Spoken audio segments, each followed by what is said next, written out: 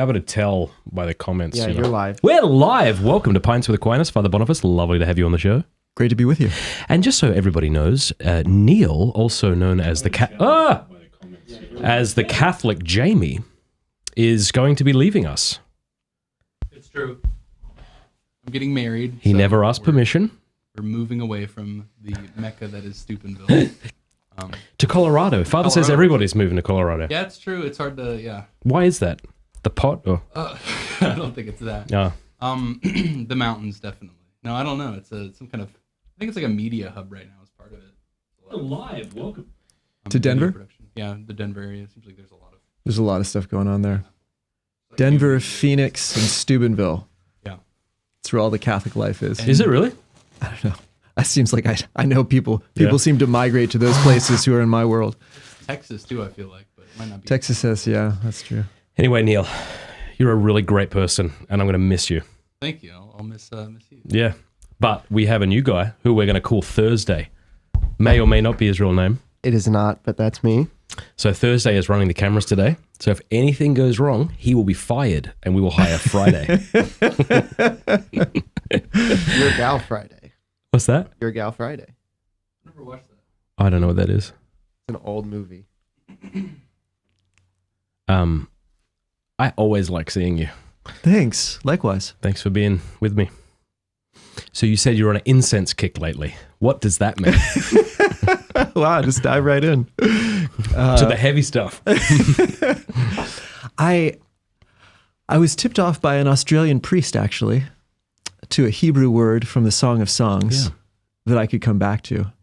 But it led me into the world of incense. And it turns out that incense is the blood of the tree.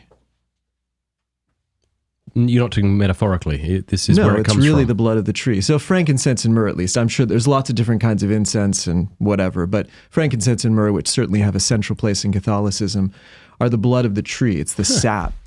Wikipedia says, through repeatedly wounding the tree, sap is brought forth that can then congeal into pellets that are hardened. So it's a beautiful symbol in our liturgical celebrations that it's the wounds. So wounds that have been brought forth and hardened and are useless and dead and odorless, then placed by the priest, it's a priestly action to impose incense, placed by the priest on the coal of divine charity. It then is melted and releases a sweet fragrance that's offered in worship. So the priest is the one who takes the wounds of his people under the symbol of incense and places them as on the coal of divine charity, and then is able to transform wounds into worship. Christ is the one who transforms wounds into worship. It's what the cross is. And then he extended the transformation mechanism, you might say, to us through the Mass, which is the perpetuation of his sacrifice, continually transforming suffering into love and into prayer. Wow. Yeah, so I'm on a little incense Keep going. kick. Yeah. So, all right. So back to the Hebrew word. Song of Songs 4 verse 9 is, "You have ravished my heart, my sister, my bride. You have ravished my heart with one glance of your eye." So ravish my heart. Now there are people who really speak Hebrew who are out there who aren't normally in my conferences when I'm talking about this, so forgive my pronunciation. But something like leva bethini is and lev is heart, but then that verb form altogether is ravish the heart. That word is used in extra-biblical literature to describe the stripping of bark from a tree. The bark is the hard outer layer of the tree that protects the tree. Stripping the bark makes it vulnerable, and it exposes the tender phloem layer, which is beneath the bark where the sap runs. Wow. And so the bridegroom's heart is made vulnerable by the bride.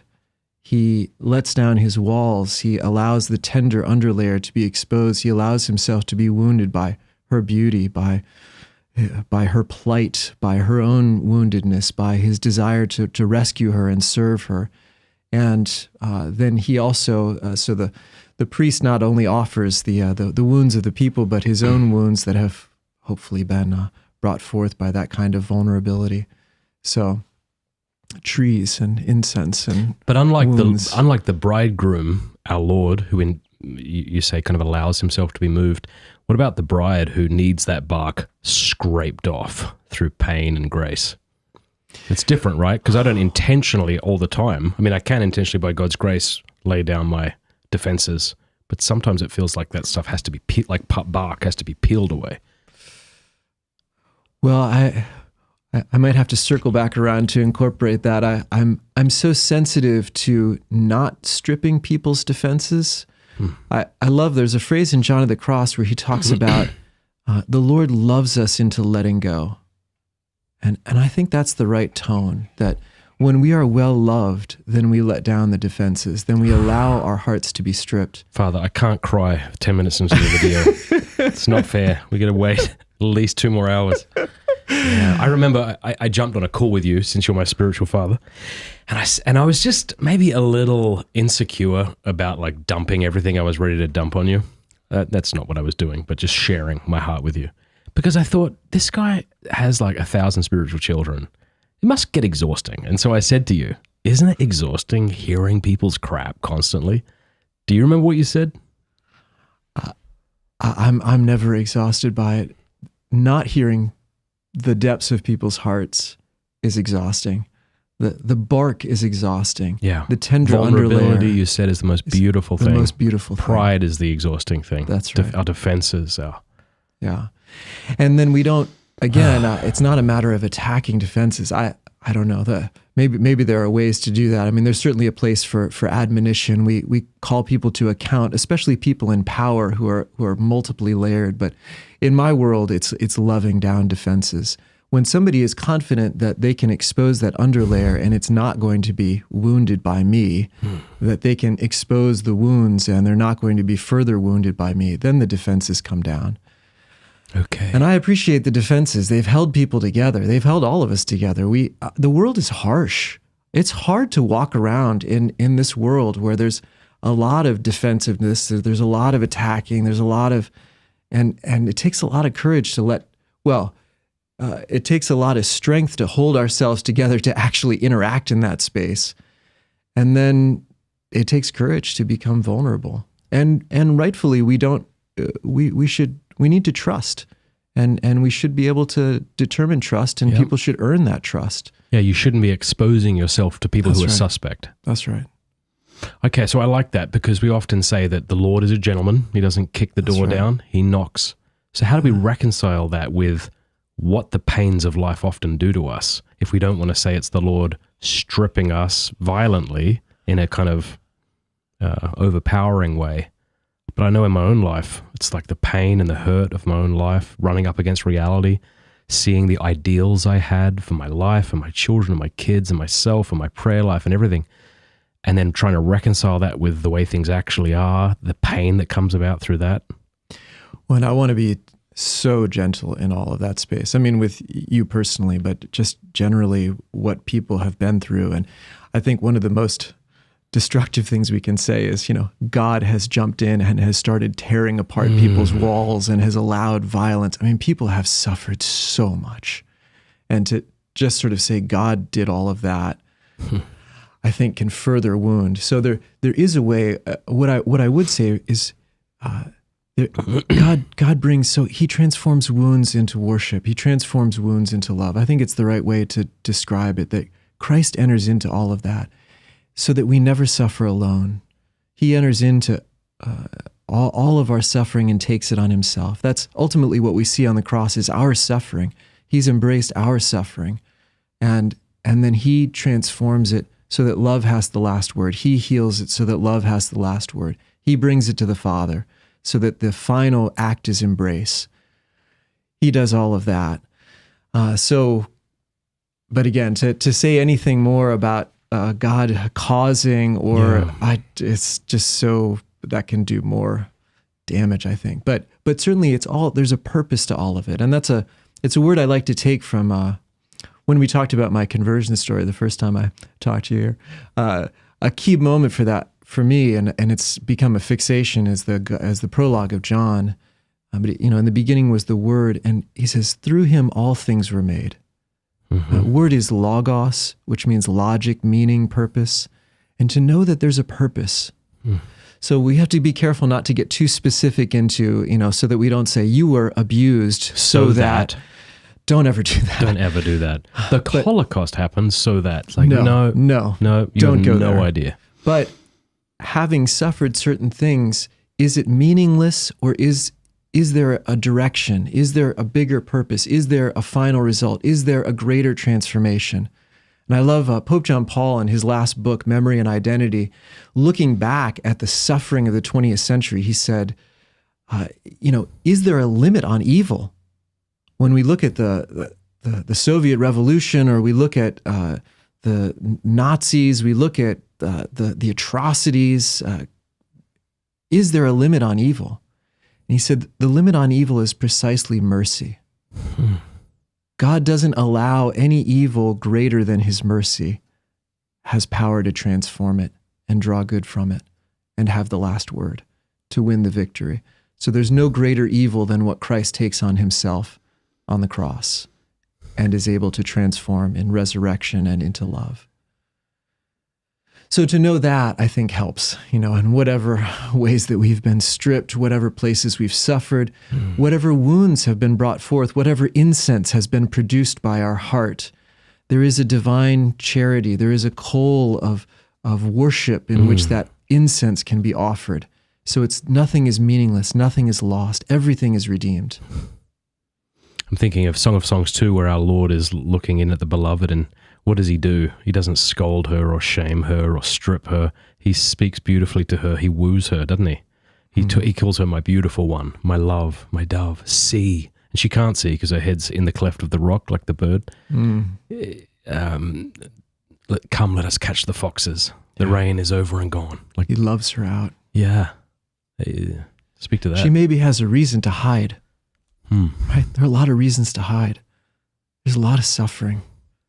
And people want to hide in a rock. That's a nice, safe place. Hide in the rock. He doesn't force her out. He doesn't shoot at her. He doesn't threaten her. He loves her out. Loves her into letting go. He loves her defenses down. He loves her into trusting him again. Draws her forth, woos her, attracts her. Yeah, and the spiritual life, you're raised with here are your prayers that you say, here are the things that you do, and these are all necessary. But it's got to get to that place somehow. That stuff has to somehow get integrated with the personal response to the beloved, doesn't it? Or else what? It just remains on the level of law and obligation and dry duty. Yeah, it seems that an ordinary path is encounter, which leads to conversion, a transformation of thought and habits in order to orient our life, as Pope Benedict said so beautifully. Christianity is not an ethical decision or a lofty idea, but an encounter with an event, a person that gives life a new meaning and a broader horizon, a decisive direction and a broader horizon. So that encounter produces a desire to change behavior. But then when you're raising children, when you're raised in faith, then what are you going to raise children with? Well, you give them the tools. But even here, it's a place that I really love the catechesis of the Good Shepherd, because it's a Montessori-based method of catechesis that, first of all, engages children at their appropriate developmental levels. They even have a toddler atrium in CGS. It's amazing. And it's oriented toward, taking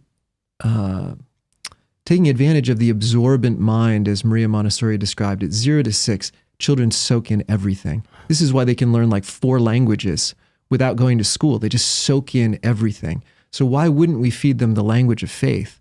The symbols and the words, the gestures, which are liturgical gestures, which are scriptural words, which are the narrative. So we feed the children that data of faith, the language of faith, but for the sake of an encounter, so that they have some of those things happening, so that they can actually meet the Good Shepherd. And that's the first parable that's presented to the children, is the parable of the Good Shepherd from John 10. And the children come to know him, and they leave these pregnant questions like, he calls each of the sheep, and they follow him. He knows them by name, And the catechist says, who do you think those sheep are that are so important that the shepherd would know their names? And they just leave the question hanging. And weeks, months later, children will come back and say, I think I know who the sheep are. Really? I'm one of the sheep. Yeah. And it leaves them the chance for discovery, but then it becomes personal. It's a personal discovery and a personal encounter. So anyway, because without that encounter and deepening, this language that we're using right now to express, faith, it sounds like a different religion.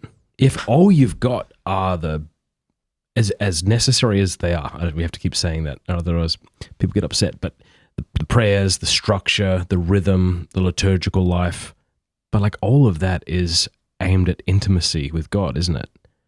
But so many of us, do you think, or many people haven't made that transition, which is maybe why they look at Catholicism as sort of meaningless in their lives, or what do you think?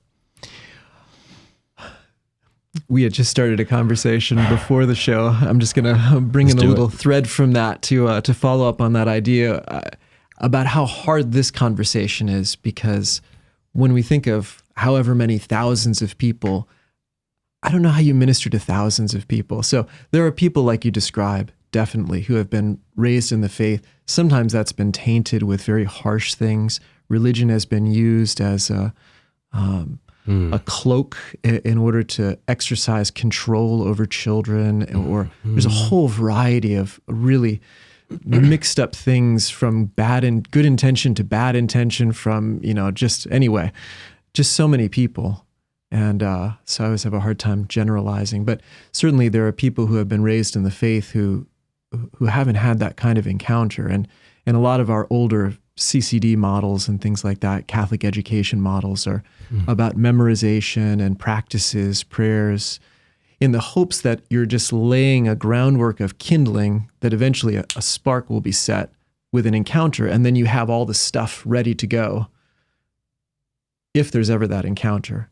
And like you said, otherwise it just becomes a kind of cultural practice, and then it's not, and then sometimes it just falls away, because it's sort of like our friend Father Ryan Mann just introduced me to this idea. He talks about Jesus is not like broccoli.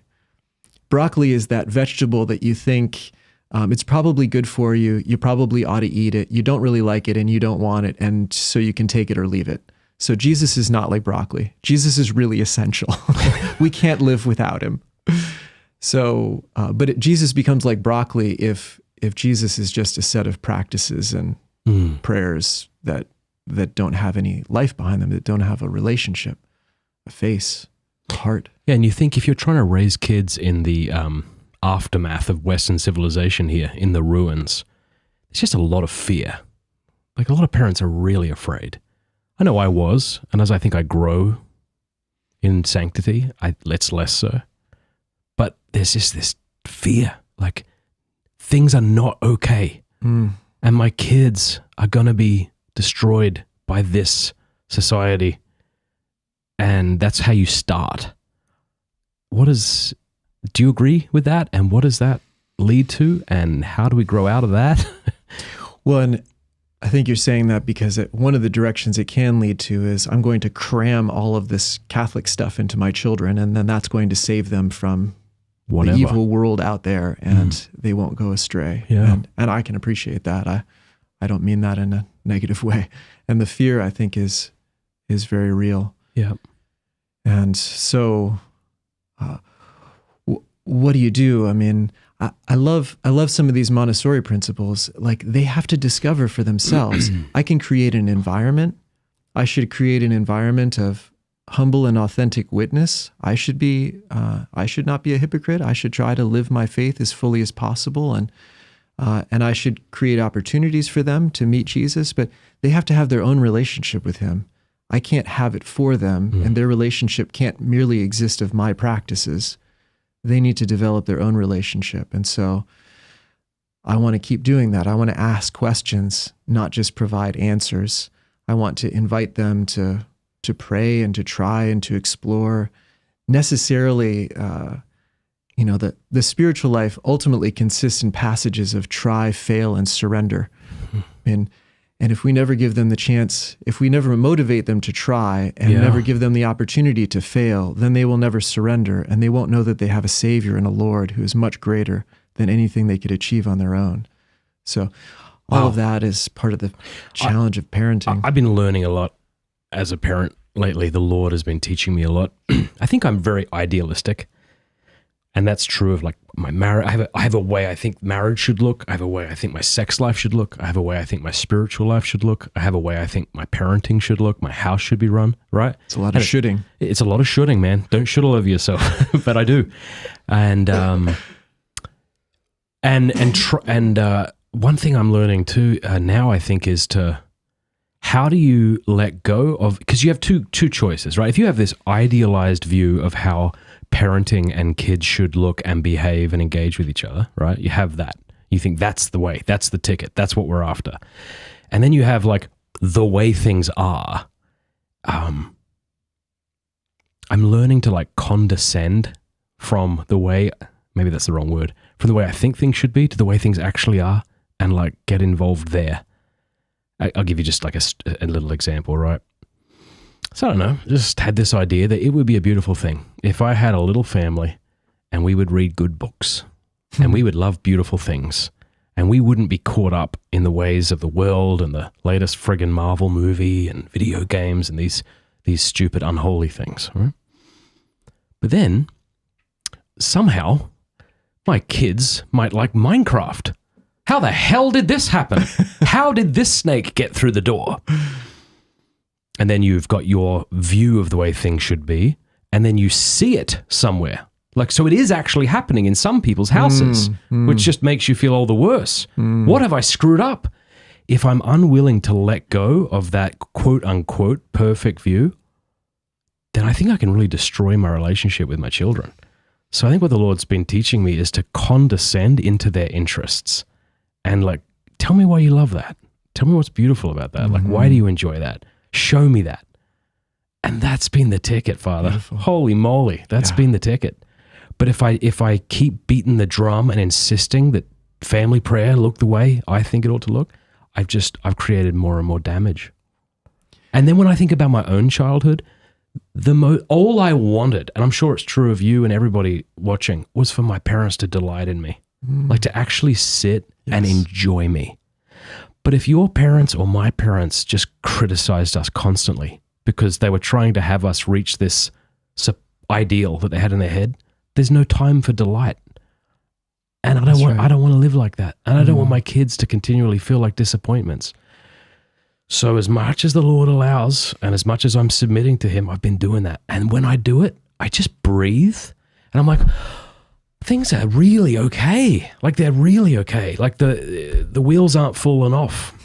Does any of that make sense? I'm just trying to think it through sense. and maybe you can Perfect help sense. me by saying it better.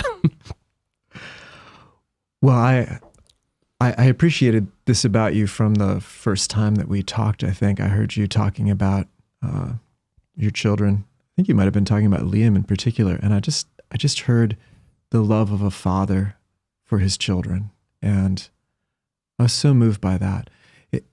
Even to have this conversation shows how much you care and how much you're trying, how much they matter to you, how much they're in the center of your heart, the center of your life. You're trying to do your best by them. And then to tell them to be present does an incredible amount.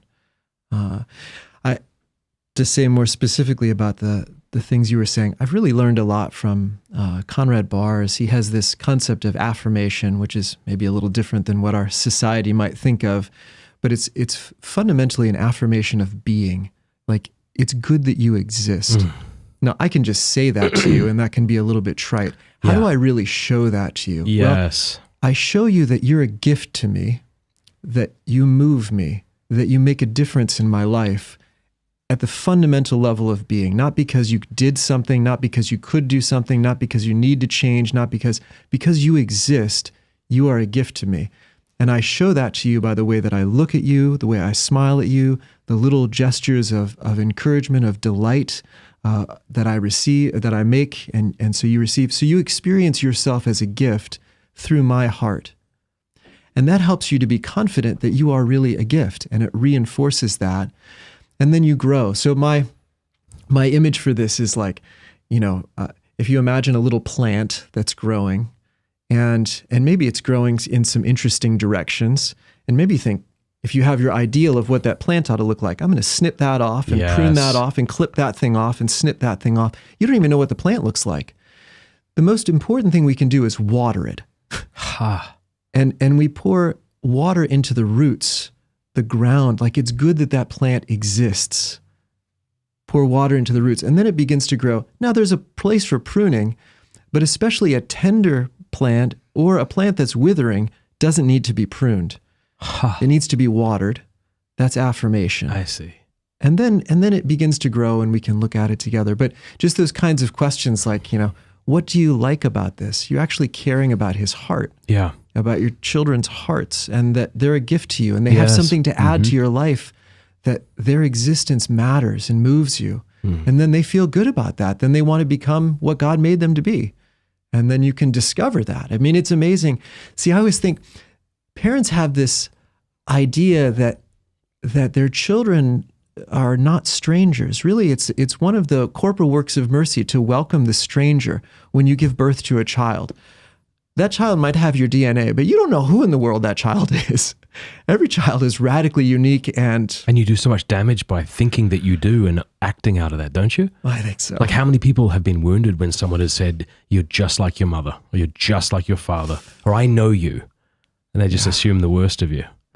Yeah. You're like, well, if you did know me, you would know that hurt me, so why would you say that? Yeah, but just to love people into life is it. Why is that so hard? Because you say that and it sounds like a cute aphorism, but I know you mean it, and I know you do it as a spiritual father, but why do we find that so hard? Well, it's precisely the kind of thing you're describing. Is you had your idea of what they ought to be. You have your dream of what someone ought to be, should be. You see what their kids look like, and you want your kids to behave that way, look that way, do that thing. And when people are free, it's terrifying for us, because they can freely come to us, but they can also freely leave us. And they can even as little children, like you might think you've got all the control in the world over them, but they can reveal to you what they want and hide from you what they want. That's why I always tried, ever since my kids were young, whenever they owned up to doing something horrible, I would lavish praise on them, because I just want them to continue to communicate with me. Right. Like, when I was a kid, I hid everything from my parents. Like, I stole from my parents. I lied to my parents. I made up things because I didn't want to get in trouble, and that was wrong of me. But it's a defense mechanism that makes sense, even if it's wrong. Yeah. Like, I don't want this, so if I do this, I don't get the bad thing. Yeah. And I think it's a great ideal to strive for parents, and then for leaders in general, that you're safe enough that people can tell you the truth. And that's a high bar. How do you, what are your children? Because, I can say these things about what I'm learning in Parenthood, right? And someone could say, oh, thank you, this is going to really help me when I have kids. And I want to be like, no, I'm explaining what the medicine is doing to me. Yeah. Me explaining what the medicine is doing to me doesn't do anything to you. It's the kids who are the medicine. So what are your kids as a celibate that like heal you and help you, whatever, Yeah. Well, I have certainly my spiritual children, and this is one of the most powerful and transforming dimensions of spiritual direction. I think is not a great term. I like spiritual fatherhood, and or spiritual motherhood for a woman. That expression of the East, I think, more accurately characterizes the kind of relationship that can develop, and I think we aim at in spiritual direction. But being able to love people, to develop the level of trust that someone can share everything, and really open their hearts. And that's kind of the fundamental thread in spiritual direction, to be able to share anything. And then to love the person in that allows a lot of healing to happen and a lot of transformation to take place. Just that That's so already. true. It's just very simple in that sense. And I delight in it's amazing. God is amazing in the variety of people that he's made. And to get to know so many hearts is really the great joy of my life. I get to see the sort of inner workings of a lot of people and hear their stories, and they become in some ways little children at different times and get a little bit anxious and look for approval. And there's just something so sweet about vulnerability. Vulnerability is just so lovable. Yeah, I agree. I love it. I think that's why I love when Jordan Peterson's at his best, he's vulnerable. That's why the guy keeps crying. I know. You know? It's and I'm like, amazing. yeah, that's beautiful. Like he seems to be letting his guard down. Yeah. Maybe not always, but when he does, it's like, oh, wow. Yeah. Yeah, so beautiful. I love that about him also. Yeah, you were talking earlier about like condescending down to your kids' levels. What are some things some experiences like that? Yeah, so one would be like my son loving Minecraft or telling me about a new video game, right? And I might be want to be like, you should be reading Shakespeare, damn it, which I, of course, I've never said. But, you know, that idea. But yeah. Have there been any things like that, though, that you've like kind of gained, at least seeing it through their eyes, some kind of appreciation for something like that? Or like if I allow the beauty of myself, them, like, if I stop being afraid and allow myself, then absolutely. But when I'm afraid that, oh gosh, he's going to become like a 23-year-old kid in the basement and no social skills, and that fear, I can't see it. I can't see any good in what they're trying to tell me. Or my daughter Avila. Oof. Can I share a text exchange with my daughter? This happened the other day. She won't mind me sharing this with you because it was me who shared vulnerably, not. And then I'll answer your question. So Avila was coming home from Florida with my wife, and she said, hi Dad, it's Avila here. I love you so much and I can't wait to see you tomorrow. Love, Avila. I wrote back, Avila, if anyone ever hurts you, I will kill them and give you their dead body as a present. Anyway, so she that's kind of what I was she asking, appreciated that. But then, sorry, let me finish this thought, and then maybe if I'm not answering it, you can push back. But like Avila, all Avila wants to do is lay in bed with Dad and watch Doctor Who. And, you know, maybe I don't want to. Or maybe I think, well, it would be better if you were journaling. And that might be better. But this is what she wants. And so to kind of condescend, and by condescend, I mean that in the way that God the Father condescends to his children's needs and desires and interests, right? Yeah. I mean, all things like metaphysics or whatever the heck God's thinking about himself seems far more interesting than how I like this coffee better than this coffee, but apparently God's interested in all of my fears and things. So like trying to see what she loves and then yeah, allowing myself to love it with her. I know that's a delight. When I was a kid, I was about 15, I loved Metallica. And I really liked A Year and a Half in the Life of Metallica, which was a documentary about the Black Album they made. And I remember watching it in the lounge room one day and my dad coming in and sitting down. And he may have sat there for 5 or 10 minutes watching it with me. Didn't say anything, but I was now aware of everything anew. And I was so pleased that he was enjoying a part, something my heart loved. But if he came in and told me about how heavy metal was bad for this reason and this isn't what true masculinity is and here's what it is, even if he was right, it would have just hurt. So does that answer, or did you have... I mean, I was just looking for like experiences like that. So Yeah. Yeah. My father, a couple years ago, I was really into basketball before it got political. And I remember my favorite memory with my father, hi Dad, is we went to the Pacers and the Cavaliers in a playoff game at Bankers Life Fieldhouse. And we were in the nosebleeds, could barely see the stadium, but it's my favorite memory with my dad because he bought the tickets and took me to the playoff game because he knew I loved the team. So, Yeah. Same thing like with like superhero movies. Like I would rather fast for 24 hours than watch one Marvel movie. But like if my son wants to do that, then maybe I can just like get off my high horse and try to see what they see. What do you think? Am I saying all that needs to be? Have we scraped out everything in this well? Yeah. Well, there certainly is that. Again, just that it's good that your son exists. Yeah. And to be with him is a blessing. Mm-hmm. And the context is secondary. Sure. And I think there can be a danger that we can send the message that only if it's interesting to me will I spend time with you. So what's interesting to you doesn't really matter unless it's interesting to me. That's why, like, in fact, today I went home for a second and my son came up to me. He's doing Catholic Homeschool Connections And if you know where that's like online classes. Okay. He's like, hey dad, I just started studying, like we're doing the Summa for like school. And I was so honored because I know he's telling me that because he knows I'll be excited, but I was also reluctant to get excited because I don't want him to only share what he knows will get me excited. Like I want to know about Zelda. Like, tell me about that. That's right. You know? Yeah. And there's a kind of dance there, or there's a mutual resonance that's there. There's a mutual accustoming. I thought of a couple of things to tie this in sort of scripturally and theologically.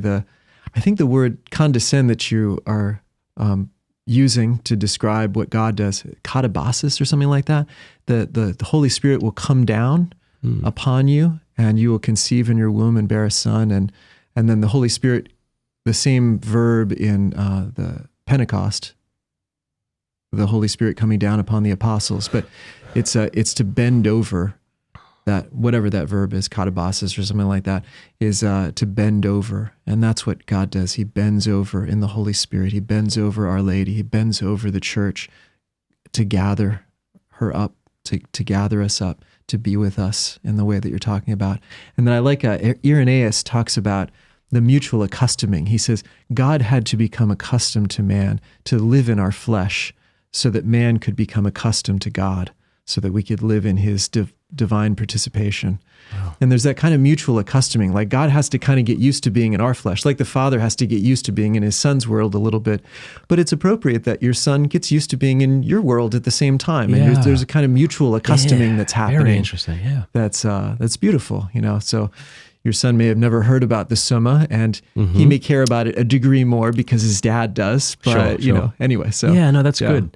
I've said this like 3 or 4 times on the show, but I want to keep saying it because I think it keeps healing people when I do, and I really want your insights into this. And you'll forgive me if I've already said this to you before, but like the way like a young dad Matt Fradd prayed with his kids is very different to how like an older Matt Fradd prays with his kids. Like in the beginning, it was very important that we were doing it the way I thought was right. So let's just take the rosary, for example. If we're going to pray the rosary, we're going to do it every single night, or else we may as well never do it because those are the only options, right?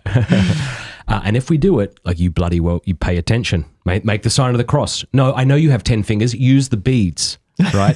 Stop. How many glasses of water do you need to get up for? Please sit down, right? That's how my rosaries were. And you think, who the hell wants to pray with a young Matt Fradd who's just barking at them? So now old Matt Fradd would be so judged by young Matt Fradd because old Matt Fradd now, I just let the kids do what they want to do. So like Peter's gotten 4 drinks of water and he's brought the cat up from the basement. Cool. Awesome. Like one of the kids is coloring. I don't even think that person over there is praying, but it doesn't matter. Like what really matters is that the rosary is like that warm fire where like, let's just draw everybody together. That's right. And let's just pray as best as we can. And imagine how much more beautiful this will be if old man Matt Fradd isn't getting upset with everybody. and I feel free to say that because I know everybody's like that. Like I know I'm not unique. Yeah. But just that gentleness. It's like, well, he's not praying. What are you going to do? You're going to make him do it? Like you're going to make his heart do it? You're going to make her do it? Or we're here, we're together. And that, not only I think is that a better experience, but you're more likely to be more consistent. Like you can't be angry every night. You're not going to keep that up. If you're going to be angry every night, you're like, you know what, screw the rosary. Like let's just pray the chaplet. And once that gets too annoying, one Hail Mary. And once that gets annoying, like let's just put another TV in another room. And God forbid the rosary becomes conjoined in the hearts of your children with dad's criticism. Anger. Yes. Yeah. Speak to that though, because I mean, that's what I've learned, and I say that I might go home tonight and like be like bickering again, and then I'll repent of it. But there's a growth that's taking place, and that growth isn't just it's easier now because I don't have to be so nitpicky. It's like no, I'm seeing the fruits of being less of an asshole. But how would you phrase that? What advice do you give to parents as they seek to establish a prayer life in their home or on their own that isn't maybe going to be like their idealized version? Well, I have to say, first of all, I just have tremendous admiration for parents. And if I can apply my own version of what you described earlier about the idealization, I had these things because I was baptized when I was 21. I entered the monastery when I was 22. And I had a lot of ideals of how things are supposed to look and supposed to go. And I had only one experimental platform, which was my brother's marriage. And so I tried to introduce, project, force. Now, fortunately, my brother is fairly impervious to my recommendations or requirements or whatever it was. So mostly I had to observe. And as I observed what was clearly many things in a beautiful marriage and beautiful parenting, and it didn't look like what I had in mind, I had to learn from this. And it has given me just a lot of appreciation for parents. So I'm very reverent about not telling parents how to parent. Okay. So you actually have the grace to parent. I don't have the grace to parent. Okay. In that sense. And there really is, in the same way I would say, I love when Montessori promotes this idea of asking a question to children. Like, we have the answers. I know who the sheep are, but the children also need to figure that out. And they're going to figure it out in a little different way. It's going to be a personal encounter. It's going to be something different than what I could have told. So I try to follow my own advice and spiritual direction that way, and just ask questions and help parents. But I've seen a variety of things, and I think the number of children, the temperament of the children, the state of the household. Some people are more, you're clearly principle oriented. The fact that you have ideals, we've talked about strength finders, Yeah. and having a high belief in strength finders, convictions, and that's a certain kind of parent, and not everybody's like that. And there are going to be different things to wrestle with in that sphere, which are letting go of the ideal, allowing some craziness, finding different ways. I remember I was in one house, the parents invited me to pray the rosary with them, and they had a certain age of entry for their children. Like once they reached, 7 or 5 or something like that, then they could be part of the family rosary. The other children had to go, and get ready for bed or whatever. So they made it this kind of desirable thing. And they had to kind of age into it. And the little one was watching from the top of the steps, unable to be a part of it, but longing to be. And, they allowed that to build up for a couple of years. And then when the kids were kind of acting up, they could say, you're back upstairs, and just very peacefully. There's something beautiful about that too, sorry to interrupt, because it's kind of like a natural thing of, as you grow, you kind of are able more to participate in the spiritual life. So it's kind of like, that's actually right. what is the reality too. Yeah, it's So we got to be careful not to mandate things too specifically, because people are different, and marriages are different, and families are different. I see what you're saying. Absolutely. Yeah, so important. And the family rosary is not for everybody. Exactly. And I've seen people, there can be a different kind of problem, which is always casting about for the perfect thing, which you'll also never find. There's always going to be the mess of the reality of our humanness and the human dynamics, and which God seems cool with, or at least loves it. He seems to be way more open to it than we are. Way more. Like, we're wretched and narrow, and we have very specific ideas of how things exactly need to look. God seems to allow way more mess than I would. Yeah, within obvious limits, right? I always like to say that God generally whispers, and so we have to really want to hear him, or we won't. Except he does shout. That's Mount Sinai. That's the 10 Commandments. God shouts the 10 Commandments. But the little invitations of love to deeper intimacy, to closer following, he whispers those things, and he wants our freedom. He doesn't want to force us. So within certain limits, so within God's shouting, he really doesn't want us to destroy ourselves and others. The 10 Commandments establishes the basic environment in which we can grow in freedom in order to hear him. But within that space, he wants to whisper and draw us and speak to our hearts. And each family is its own, it's a domestic church. I think it's a beautiful expression that has developed over the course of the centuries, that, there's a culture. Each family has its own kind of mini culture. And that's a beautiful thing, all of these different cultures. And then a parish has a culture, and a diocese, and then different rites. There are a lot of different cultures that nest inside of each other. Speaking of dioceses and parishes, have you thought much about what COVID lockdowns have done to the parish and the diocese, and what parishes and dioceses might look like in 5 or 10 years? Just if we can speculate. You don't have to be a prophet. We don't have to be right. But like, what are some? Like I shared with you earlier that it's like, I don't know how many people are like, I'm going to be like an adult faith formation guy, or I'm going to be a youth minister. I see a lot of people saying like, I'm going to be like an Instagram influencer, or I'm going to start a YouTube channel. And fair enough. But what does that do if I'm right in that assessment, right? That the majority of people who are like, say, going to Franciscan, if I'm right, that maybe whereas back in the 90s, a big percentage or a significant percentage were going into parishes or to do mission work somewhere. If I'm right that those people now, many of them are seeking like a place online, and for a number of reasons. One, it might reach more people. Two, they can make more money, right, to provide for themselves and their families. Okay, so then what does that do? Like, what does that poverty do in the structures of the church? Is that good? Is it bad? Is it just the way things are? Well, I think the whole internet space is obviously this whole kind of fascinating thing that has developed in such a short period of time. That's right. And the influence that it has on Catholicism is staggering. I mean, and well, the fact that we're getting, every word of the Pope all the time, right? Or, everything is an international broadcast. Everybody with a he YouTube. Can't finish a sentence without, in 5 minutes, there being a YouTube video about the thing he said. It's crazy. And so the ultimate influence of all of that, it certainly provides an incredible opportunity. I mean, we can have a conversation like this, or Jordan Peterson can have 5 million people. That's a couple of years ago when I watched his entire Maps of Meaning course and his entire psychological development course, models course, and there are 5 million people that had watched these entire courses online. It's just amazing. And there's more than that now. So what is it? Nobody ever addressed 5 million people before in the history of mankind. I mean, what does that do? And that's a whole crazy impact. But I think this might also demonstrate the difference. We tend to pay attention to our own space, I suppose. Mm-hmm. So I haven't noticed that everybody wants to be an internet broadcaster, but you're much more in that space. And so you see some of the multiplication.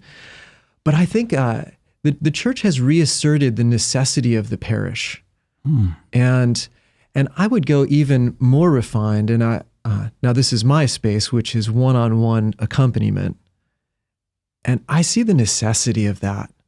The necessity of having that, and partly because of that need for individualization that I was saying before. What can you say to 5 million people, pray the rosary in your family, and then 5 million people are trying to cram this advice into situations that don't fit it. And I think we need this, and Pope Francis said it in The Joy of the Gospel, the entire church must be initiated into the art of accompaniment. Mm-hmm. Which involves removing one's sandals before the sacred ground of the other. I love that expression. Those were his words. Yeah. That's beautiful. Yeah, he's used that a couple of times. Removing your sandals before the sacred ground of the other. That we need that individual reverence, that affirmation that Conrad Bars talks about. We need that like we need food. We need that like a plant needs water. And we can't mass produce that. Mm-hmm. And so while there's an incredible opportunity to put a lot of stuff out there, there's still a need to have a very personalized and connected space in which to grow. And that's what the parish needs to offer. I think the transformation that parishes become both landing places for people who are encountering the Lord, that's the localization. You can't receive the body of Christ through the internet. You can only receive that in the church. Even confession, right? I can't shoot you an email. You can't receive confession through the internet. You can't receive any of the sacraments through the internet. You can only receive them in person. So there needs to be a localization. There is no app for that. There's no app for that. That's right. So there has to be a localization. And then I think parishes as homes, but then also as places, seed beds for mission that we can draw out from there and we can draw into there, that it becomes a beating heart that really is able to send oxygen out into the world and then gather the sullied blood back into the heart to be cleansed and purified and then sent back out again. So, but that's a real shift from the culture of I'm so Catholicism. glad to hear that there is this re-emphasis on the parish, because it's a re-emphasis on the human and how humans interact. Yeah, in the summer of 2020, the Vatican Congregation for the Clergy put out a document on pastoral conversion, the transformation that should take place in a parish. And that's following up from the Joy of the Gospel, Pope Francis's document, and a number of things there, to have a missionary conversion, that everything should be set in a missionary key, but that the parish remains a vital element. It needs to be flexible, it needs to adjust, it needs to find, and I think the internet space for the parish and ways of communicating and having that outreach and fostering that kind of connection is really important, but to bring people in person also.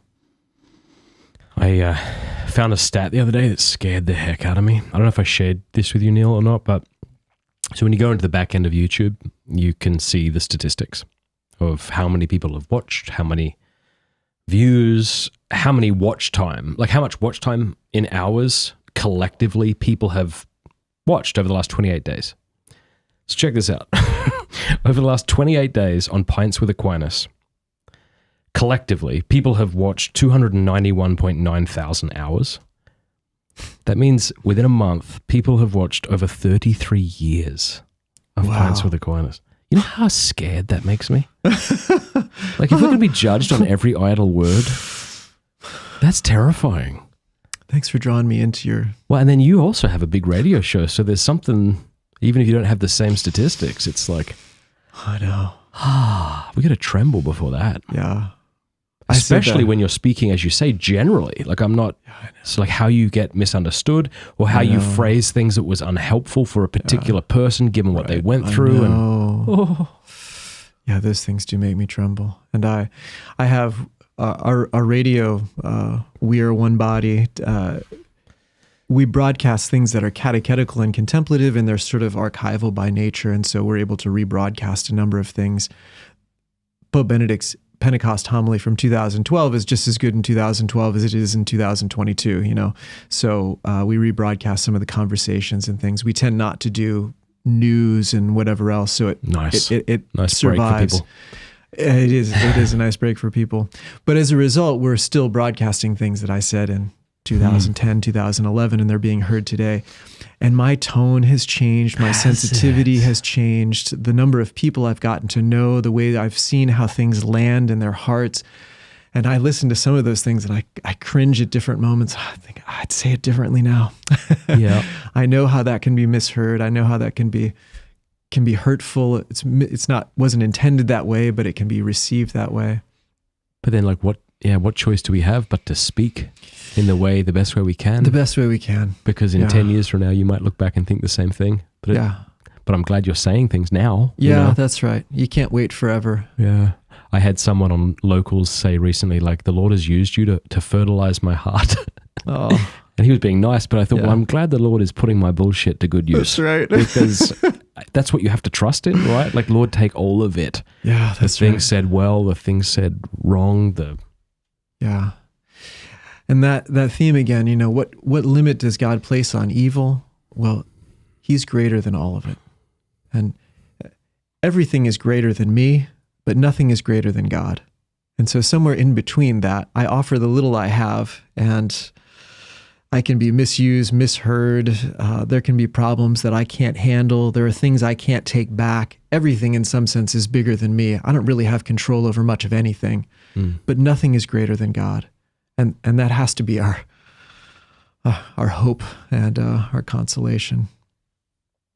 What was something you thought, did you have an idealized view of becoming a Benedictine monk?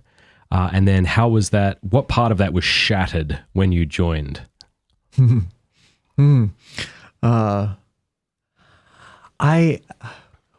some sense, what do I want to say? I certainly had idealized views, but it was really wrapped into the church as well, because I had just been baptized. I was baptized and entered the monastery a year later, I really had a desire. My call was rooted in an encounter with the Lord in prayer that made me want to share the gift of prayer. And so I had this kind of apostolic outlook and this desire for evangelization. And my monastery, as a Benedictine monastery, is a bit unique in being as apostolic as we are. It's authentic to us. Our founder came from Germany in 1846 in order to found a monastery to form priests to minister to the needs of German Catholics. That was his vision. He had been a diocesan priest when there was no religious life, when it was suppressed in Germany for 30 years. And so he always had this very apostolic spirit. And so we've always had a very large, we're the largest Benedictine monastery in the world. And we've always had a lot of apostolates, parishes, foreign missions, the college, the seminary. So anyway, just real quick though, that's another example of we have an idea of what something is for. That's right. And it doesn't mean it was wrong. It just means we can allow the Lord to transcend that. That's so right. he was expecting to reach out to German Catholics? Well, yeah, or German, and I'm sure it did that, but the Lord had more plans. That's right. Yeah, he found, in fact, much more than German Catholics had a need for priests, and quickly, he never had a vision of a college or multiple parishes or anything else. But and if he had have stuck to his view, how unfortunate that would have been. And so too with us, with our families. No, yeah. So. And to further that idea, the monastery he came from in Germany was a much more traditional kind of cloistered, lot of silence, prayer, the hours, just a school. When monasteries were reopened in Germany and throughout Europe, they had to do something useful. They weren't allowed to be merely contemplative, which was useless in their view. But anyway, a very minimal amount of activity, which was more kind of traditionally Benedictine. And Boniface Wimmer, our founder, came over with a much more kind of robust vision that then unfolded, as you say, also in ways that were unexpected. So it's formed a kind of Benedictine monasticism. Also, interestingly, he was given care for the parish that had been founded in 1790 under the patronage of St. Vincent de Paul, who was, of course, very apostolic. St. Vincent de Paul did like everything. You read the history, his biography, and it's like, how does somebody have a time for any of this? I mean, he reformed the clergy. He made organized the first outreaches to the poor. He formed an order of sisters, or formed an order of fathers. He redeemed slaves. He transformed the selection of bishops and clergy in France. He just goes on and on. Reformed seminaries. Started secondhand clothing stores. That was actually Frederick Ozanam a couple centuries later. But nice job knowing that. So anyway, there was a kind of grace that Boniface Wimmer should land at St. Vincent Parish, and then he just took the patronage of someone who doesn't obviously have anything to do with the Benedictines, but we have this very apostolic spirit, St. Vincent Benedictine monasticism. And so anyway, there's a grace of all of that flowing together, holding things with open hands, and allowing God to do things that are far greater than we could imagine. So I kind of cut you off and derailed us a little bit, but I was asking about, was there something as you joined you had an idealized view of, or if not you, the monks who joined today? Like, that's got to be tough, because like your fantasy, whatever your fantasy is, like the way it'll look like being a monk or being married or whatever, as soon as you bring that into reality, you got to bring yourself. Yeah. And well, I think part of the conversion is even this kind of contrast that we're making between, isn't it better to have 5 million viewers than to spend time with one person? No. I don't know. Right? Yeah. But we so easily reduce to numbers, and we have this kind of flashy, if you could bring about all these conversions, that would be amazing. And so one thing that was very eye-opening for me in entering the monastery is the more personalized care, and then the things that don't look flashy from the outside, you come to discover, like, that's where all the beautiful stuff is. Now, the characters that are in a monastery, and at first can seem off-putting, although in some cases you discover there are defenses because there are wounds, and you discover the heart of the person who doesn't look very impressive, but then, as they say, the novices look holy and aren't. The juniors don't look holy and aren't. The seniors don't look holy but are. And so some of that transformation, we have a monk now who has ALS and has lost, he's really able to do very little, and he's being taken care of by our monks in our infirmary. And another one of our monks who is just a character and he's kind of all over the place has turned out to have this beautiful kind of nursing heart. And the two of them, who will never be seen by anyone in any of our glossy magazines and this kind of thing, there's something so beautiful there. Yeah. And so discovering those kinds of things are not what I expected. And there are ways that our monastery is sort of not impressive because, we have this and that and the other thing, this character and this person's, a little off and that person's a little difficult and this person. And yet God is present there and there's real transformation that takes place in individual hearts. Kind of talking about what we're talking about, a little bit back to parenting. I think, my parents,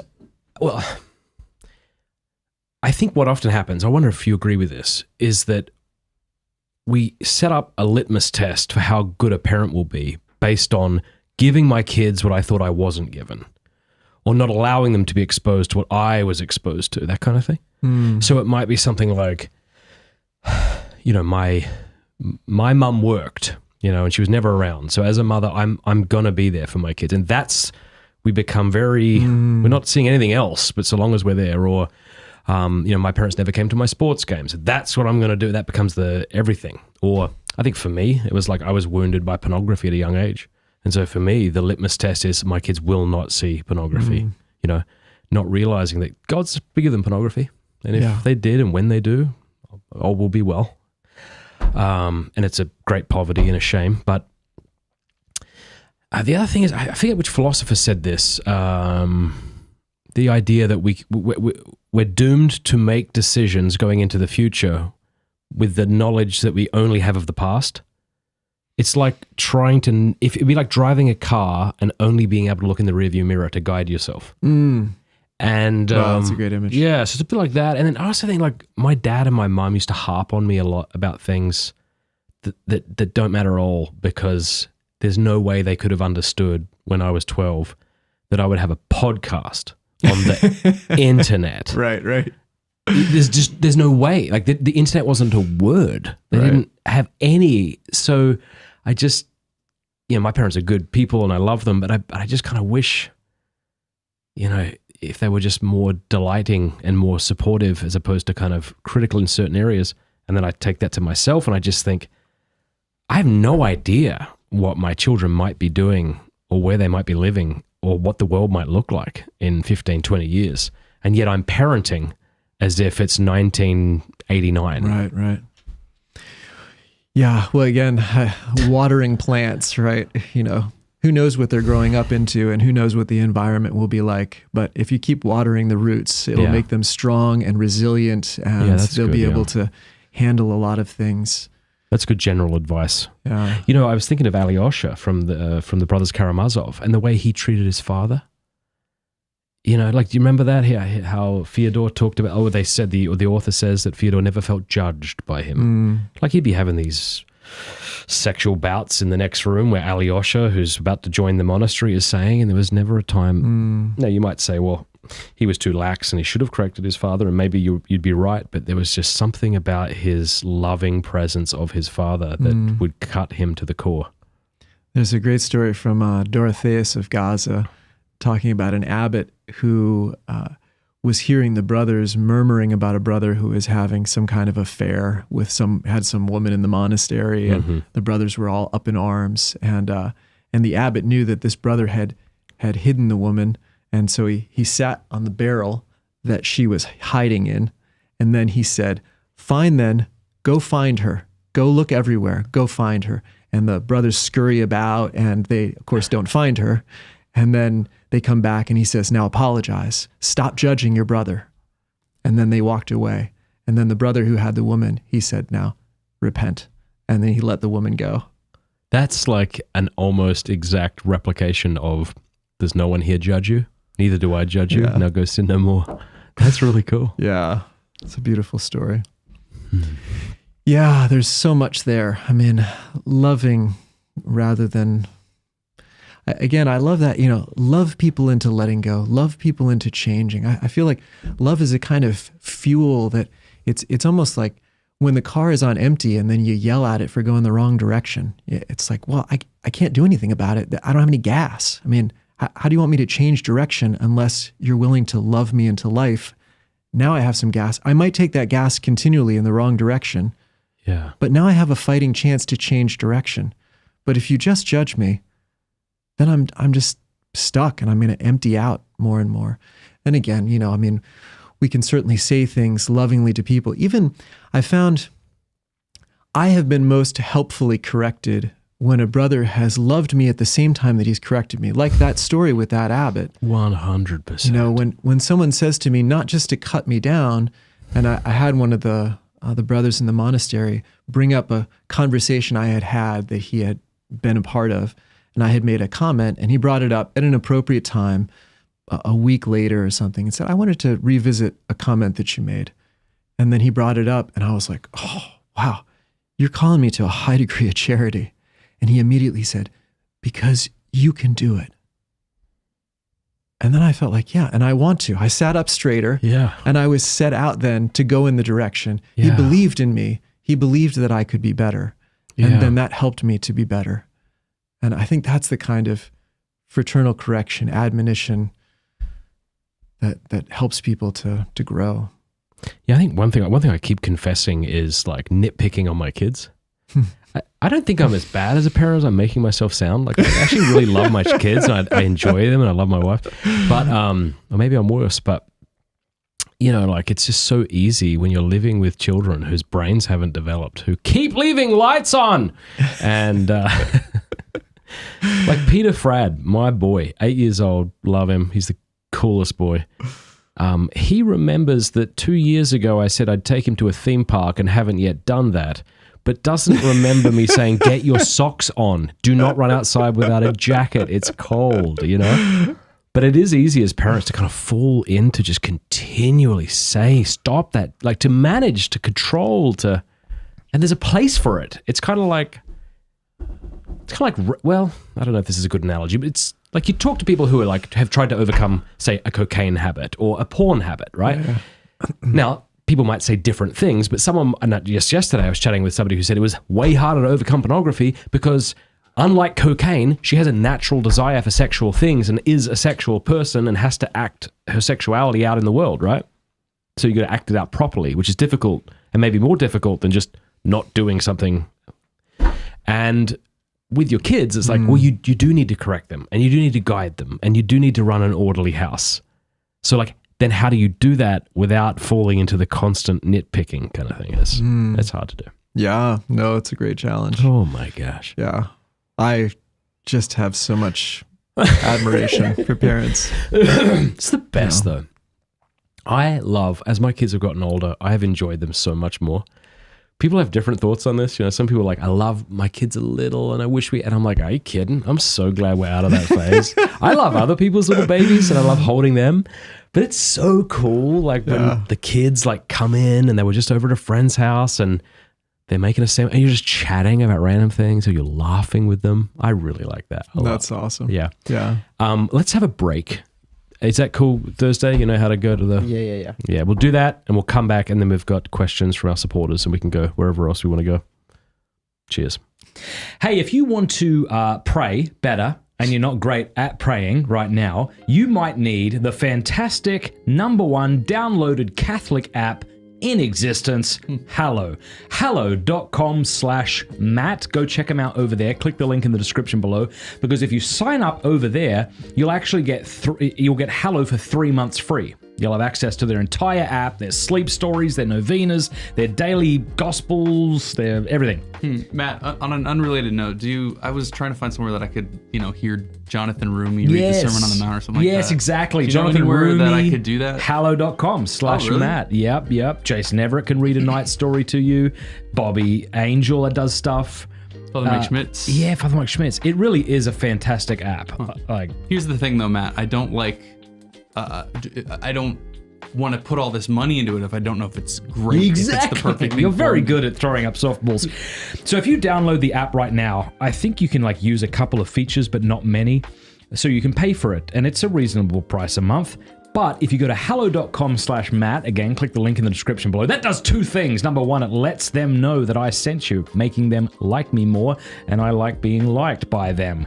Second, and more importantly for you, you'll get a 3-month free trial. So you can try it for, 90 days? And you can decide whether or not you like it. And if you don't, cancel by the end of that 3-month free trial, and you won't pay a cent. But I use it, my wife uses it, it's really great. I think a really great use case for it too, just something that I was impressed that it had was like morning prayer. Yeah. I think that's really good because it's hard to like read through the book, find the right pieces and things. So I think that's a good that way can to be like helpful. pray more is to try For sheezy. Next thing I want to talk about is Exodus 90. Exodus 90 is an ascetical program for men where you and a bunch of fellas get together in a confraternity, as it were, in a small group, and for 90 days really live the spiritual life like a champion. I mean, you're praying for an hour every day, you're not eating in between meals, you're not drinking alcohol, you're only taking cold showers. It's a very grueling 90 days, but it's certainly worth it. They did independent research on people who completed Exodus 90, and what they found is that most people were using their phones and computers far less than when they started. They had better marriages, they had better prayer lives. It's really terrific, and they're starting soon in January, so now's the time to begin thinking about it. So go to exodus90.com/Matt, and they've also got a fantastic app, and you can learn more about it over there, exodus90.com/Matt. Finally, I want to let you guys know about Parler and the fact that I'm over there. Go to parler.com/where am I? Matt Fradd. If you want, the link is in the description below. I'm always posting the latest videos that we put up over here, over there, and that's a great way to stay in touch with all the work of Pints with Aquinas. It's non-sensorial. You know, they're not going to shadow ban you or any stuff like that. So parler.com/Matt Fradd. Thanks so much.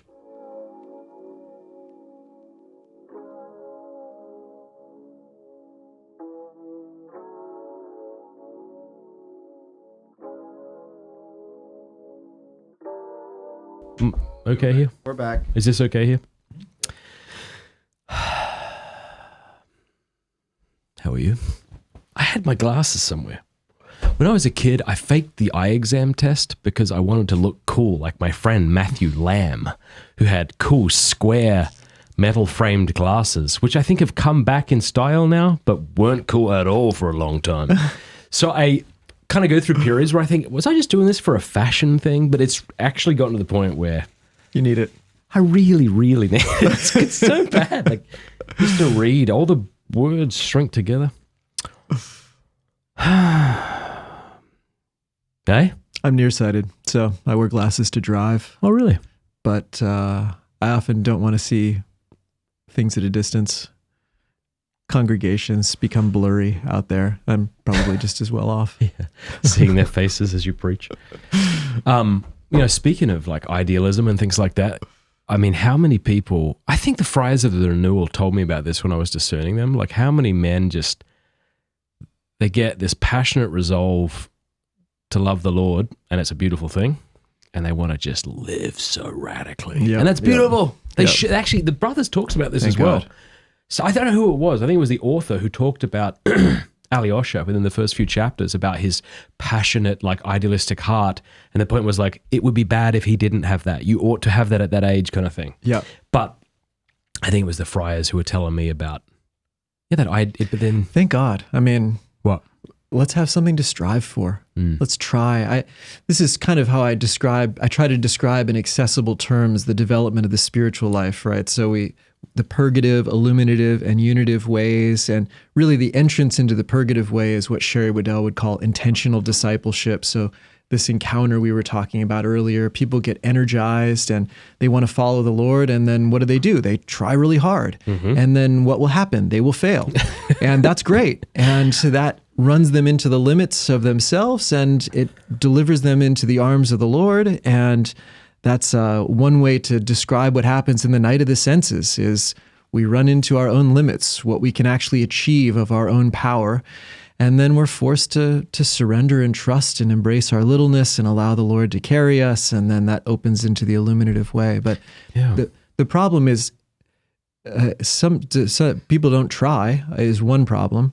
And then another problem is when people fail, they don't surrender. They justify, blame, lower the standards, give up.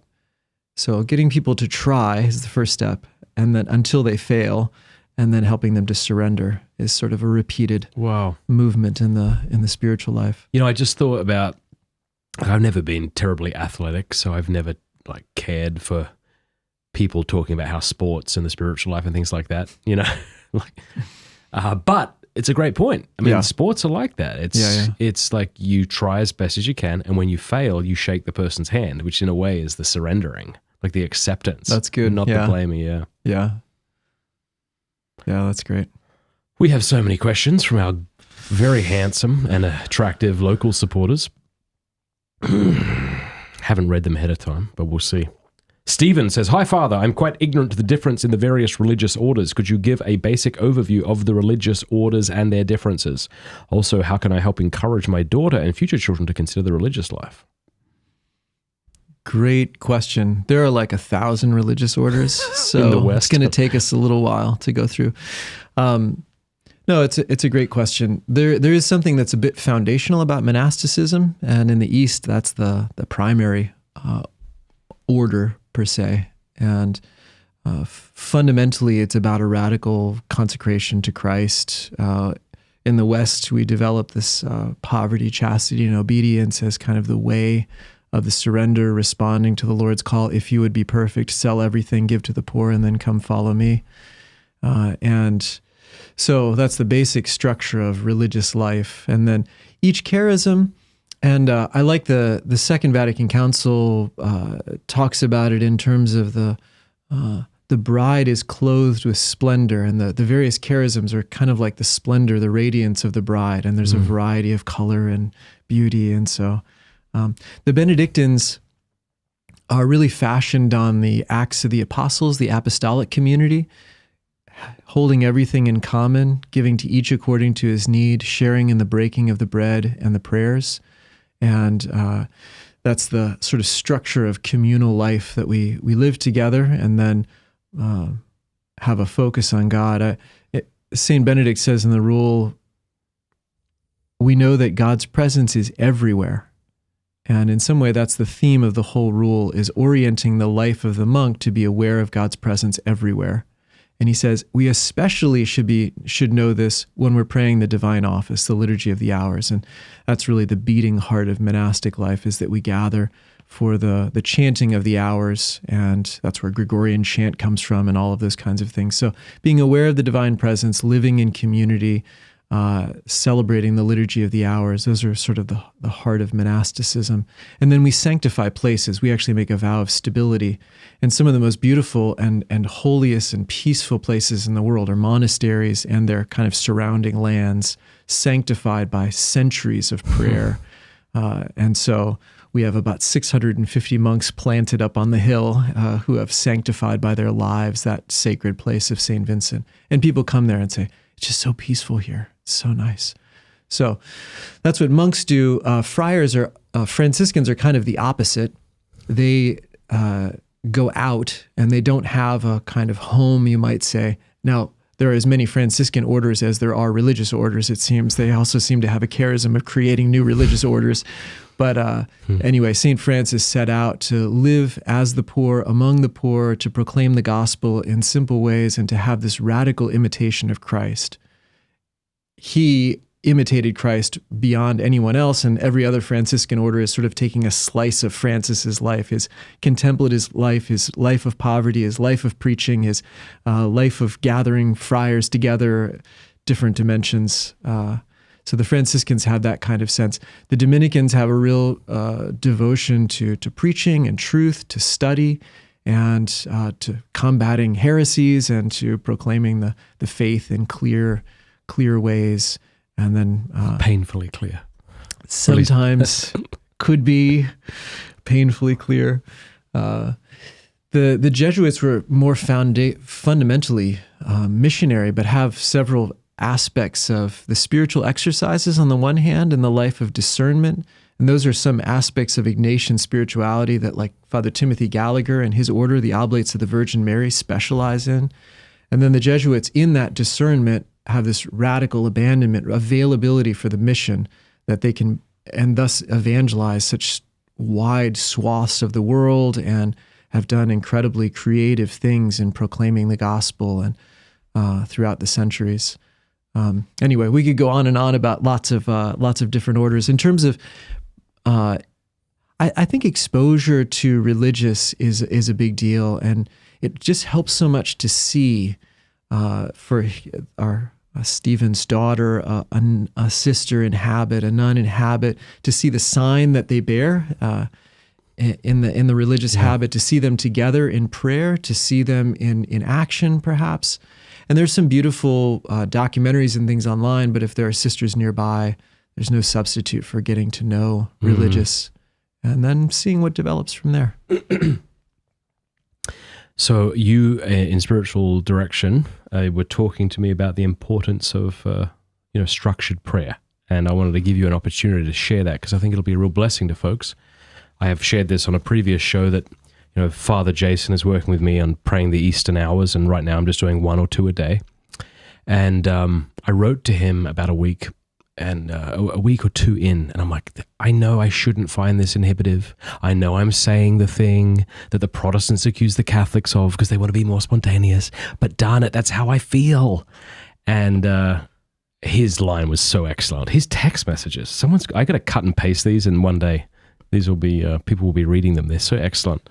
He said something like, I know that to be a disciple means to be disciplined, and structured prayer is the bit in the horse's mouth that turns a roaming donkey into a Mustang ready for battle. I was like, it was excellent. It was so good. And I wrote back and I'm like, you're going to need 100 more of these inspirational quotes for the next 100 times I'm going to want to quit this. But you talked about how some prayers are like prayers of battle, and we kind of contrasted that with maybe what Lectio Divina does. But could you share that with those who maybe don't yet have a structured prayer life and why they might want to adopt one?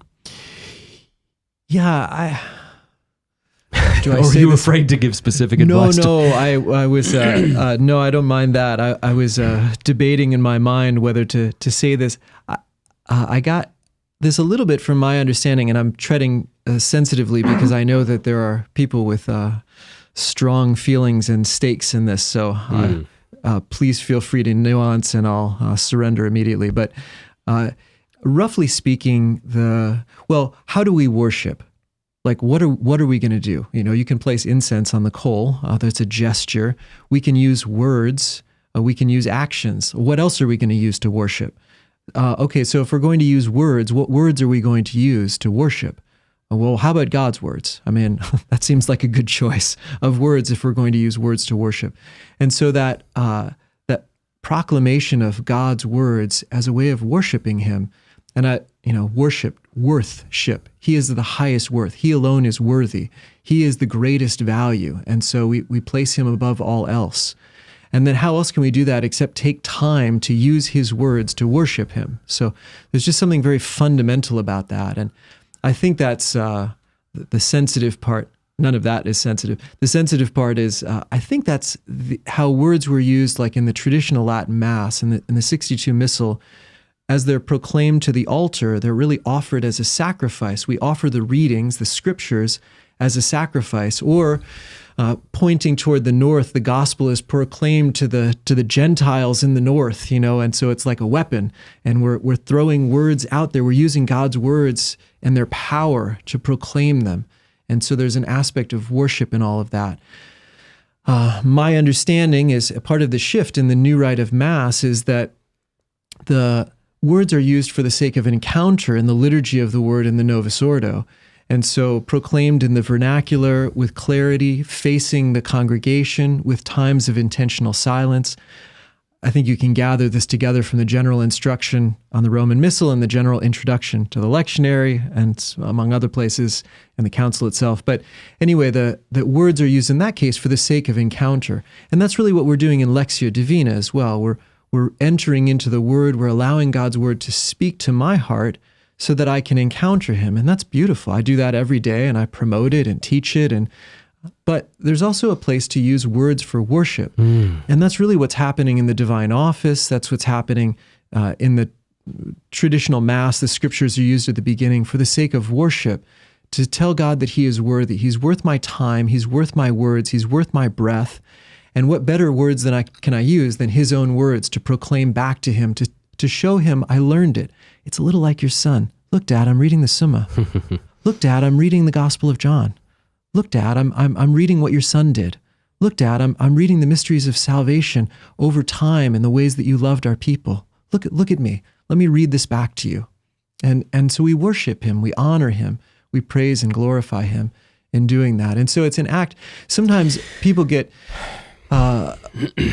undermined in praying the Liturgy of the Hours because they think they're supposed to be having an encounter each time. That's right. Like I'm supposed to be getting something out of it. What's the point of just saying words? Well, worship is the point of saying words.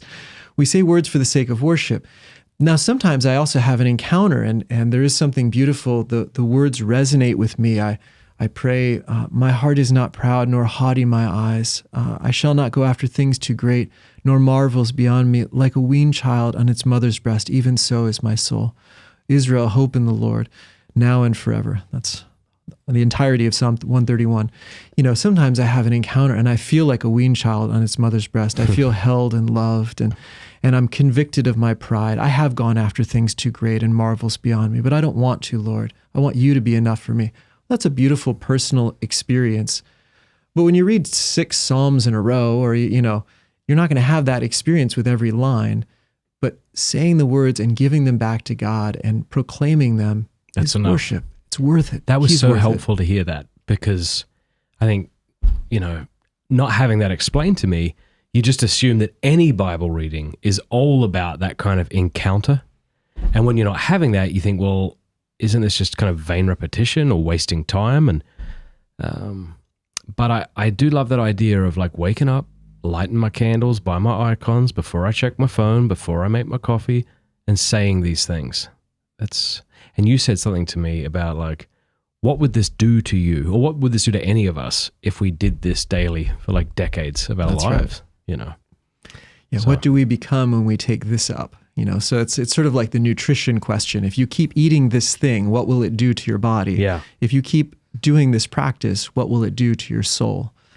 Yeah, and Father Bishop Robert Barron has put together the Liturgy of the Hours in book form. And just like we have with the Magnificat or something, but so a monthly rather sort of disposable. That's right. So rather than having to use the ribbons and not know what you're really doing. Or have to use technology. Exactly. It's all laid out in beautiful books.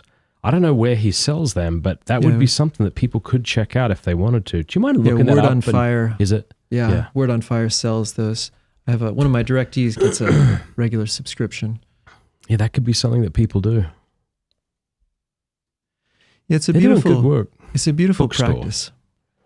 And I think to integrate into families, we were talking about family prayer earlier with the rosary.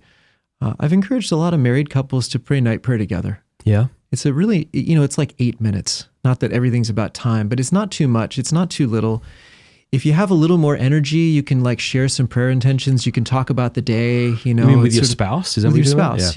Yeah. And if you find the link to that, can you just put that in the description Thursday? That way people can check it out. Sorry. This would also be a good opportunity to do a tie-in for Hallow. I've always thought because doing Liturgy of the Hours, you always had to like flip back and forth. That's a good point. Yeah.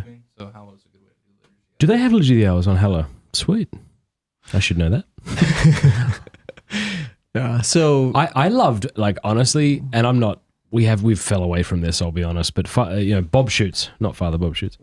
Bob Schutz suggests to pray for your spouse every day like this. And it's so good because it's so easy and it's so quick. I think one of the things that prevents us from praying is a preconceived idea of what praying looks like and how it should feel. And then when it doesn't look like that or feel like that, you think you're failing. And since you don't like failing, you quit that thing because it makes you feel bad inside. Yep. I mean, that's why I don't do things regularly. Anyway, so he's like, okay, when you pray this spouse, when you do this, thank God for this person. Say a little prayer for them, like whatever they're struggling with. And then the other person does the same thing. Lord, I thank you for Matt. The blessing is my family. Please help him with this and that. and then we pray an Our Father together. Super simple. Yeah, that's beautiful. Yeah. We haven't done that in months. But now I've said it. I'm going to shame myself back There into it is. Whoop. Yeah. Do you recommend bringing little children to monasteries? Could bringing young active children be more chaotic for a monastery than good? Depends on which monk you ask, I bet. Yeah, that's I think it is important to respect the prayer. Our prayer takes place in a big basilica, and I think to be near the prayer, to bring into the body of the basilica, especially if it's a child that really can't sit still, I think sort of trying to force children to behave in certain ways is always, I don't know, of dubious value. But, to bring them into the church and you hear the monks chanting, Yeah. and, maybe one of the parents can sit. We have some guest seats in choir. So one of the parents can join us in choir while the other one is around with the baby or the 2-year-old or whatever, or some of the older children who can sit still long enough. I think bringing distraction into the choir would not be something I would advise, but having that nearby as you would in church, I think is beautiful. Anthony says, "Hi, Father. I struggle greatly with the concept of a personal God as ours is.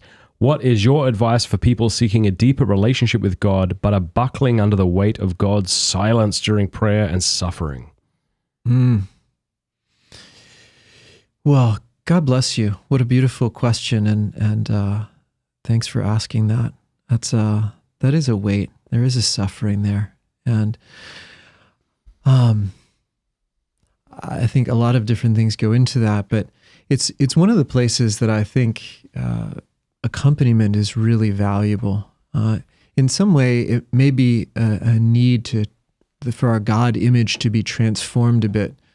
We may be seeking a God or trying to reach a God or connect with a God who is not quite our God. And how do we experience that? God's normal way of revealing himself is through faces and hearts and voices in people. And then we get conditioned, we enter into a relationship, we develop certain expectations around the perfection of love, which is what God is. He is love. So I guess I would say, having a relationship with somebody who can accompany you in some way would be a good place to go. And then just humbly entering in, and maybe something like Psalm 139 is a beautiful psalm, or maybe just the words of Jesus in Matthew 11:25-30, where he exalts in children and the way they receive the word, and encouraging us to be childlike, not trying to hide that. Sometimes we're also posturing, trying to become something else to impress him, because that's what we had to do to get our dad's attention, for example. So being humble and opening our hearts and saying, I don't know you and I'm struggling, but I want to know you. Just being honest about that. Those are some things. But also we really need to plug into relationships.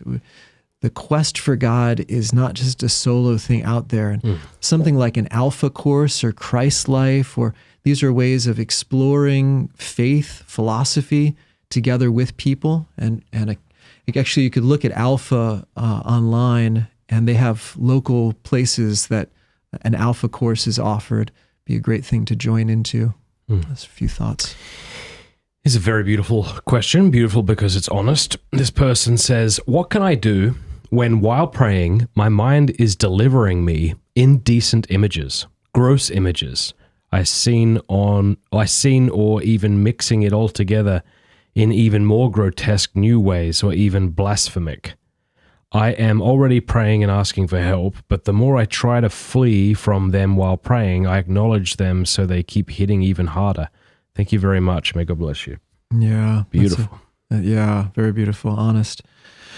Yeah, it's a challenge to have those things. There's a purification of those images coming from somewhere. There's a purification of the heart that the Lord wants to do.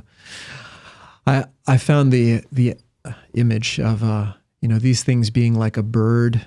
Let it fly overhead. We don't need to track it. We don't need to fight it. We don't need to shoot it down. Just let it go. or it's like there are a lot of trains that come into the station. We don't need to get on them. We can let them pass through the station. So also not turning in on ourselves, like I must be bad if these images are coming up. This is not something that I'm doing. It's just coming. A lot of the saints, I mean, St. Anthony of the Desert was tortured with these kinds of things. So it's not even a sign that you're not a saint now, that some of this stuff is coming up. A lot of times things do bubble up from our fears and from deeper places, and that's a way of opening it up and becoming more vulnerable, just looking to the Lord with open hands and trying to focus our attention through the images on His loving face and on His tender heart. These kinds of things are helpful. So, but the point of focusing more attention on them gives them more of a grip. And isn't it really helpful too to realize that God isn't what we might think of when we think of like the pious church lady? And I'm not taking a shot at pious church ladies; they're holding the world together. But I mean, we have this kind of puritanical maybe view of God as if God somehow scandalized or was unaware that we would one day think this, or doesn't. Maybe if you're thinking of sexual things, that God somehow like. Isn't it nice to realize that? I mean, maybe we need to kind of correct what I'm saying here, but God isn't shocked by us, and He's not scandalized by what comes to us. Yeah, and so we can just offer that to the Lord gently, and All right. How does the culture view sin? I think they acknowledge good and bad behavior, but not sinful behavior. To acknowledge something is sinful, then that means there is a God. This came to me in contemplation. And I think it's something we should talk about more. Thoughts? I guess distinguishing bad behavior from sin. So there's a right and a wrong, I suppose. Yeah, I mean it's true. Morality is one of the things that directs us into religion. Where does good and bad? Where does right and wrong, good and evil? Who defines that, and where did they come from? There is I think a quest one can take into the existence of God, and then discovering what that is, and discovering that in our nature, and that's really true. I think the problem in talking about sin using the word is manifold, I suppose. One is that it's been used as a weapon so much that we beat people over the head with sinner, you're a sinner, and that's sin, and and it can have such a harsh, a grating quality to it that really gets so wrapped up in pride and judgment that it gets even tainted in what it is when it's communicated. And then I also think that within sin, so I think there are a lot of things that are due to weakness. We've which are not sort of intentionally willed as much, or the will is greatly weakened, and then we get caught up in behaviors, and addiction is the kind of obvious example of this, that we get caught up in addictive behaviors that are not willfully sinful. I love to illustrate that point. One of the Chinese martyrs, Saint Ji Tianxiang, was an opium addict. He had been a medical doctor, had a surgery, used opium for pain relief, became addicted to opium, actually got excommunicated by the parish priest after he had confessed it so many times. And the priest said, if you're still doing this, you're not repentant, and I can't forgive you in the sacrament of confession. So he remained outside of the Eucharist the rest of his life. During the Boxer Rebellion, he rejoiced that he was arrested and could be martyred, and entered into martyrdom with a demonstration of holiness, and as a canonized saint. He was an addict to the point of his martyrdom. So one may do objectively wrong things and not be sinful, is the point. So even the word sin, I think, gets misapplied to weakness in some cases. The only one who knows sin is God Himself, who is the only one who can judge our hearts and the capacity of our will. And so, but to acknowledge that there is right behavior and wrong behavior, that there is good and evil, that there is a moral standard, certainly is an important thing. And I do think in some cases the accommodation of weakness has turned into a blurring of those lines. In other cases we overreact against that, I guess. But I'm currently reading your book on personal prayer, Father, says Cameron Williams. I have your book on St. Joseph coming too, and I just want to know if you have any tips for me as I read it. Well, thanks. I hope, as personal prayer expresses at the end of the introduction, the only way to learn to pray is by praying. So I hope that it's accompanied with prayer, and I hope that it leads people into prayer. That's one of the highest compliments I have received, is people saying that as they read it, they really are moved to pray and read it slowly and savor it. And so I hope those are the case. And the St. Joseph book I intended in the same way, not just to talk about St. Joseph, but really to help people develop a relationship with St. Joseph. So I hope that's also accompanied by a simple prayer to St. Joseph to say, I want to know you, and I want to know you as a spiritual father, and I want to grow in holiness and be more like your son. I got a question here about your beard. But before I get to that, didn't you want to mention a conference you've got coming up soon? Well, I'm also speaking at the Encounter Conference during the Christmas Octave, so I certainly warmly recommend. How can we learn more Encounter about that? Ministries, encounterministries.us, something like that. If you look up the Encounter Conference, I'm pretty sure it's the top hit on that. Okay. And then I'm doing some retreats and things out in Wichita, Kansas, and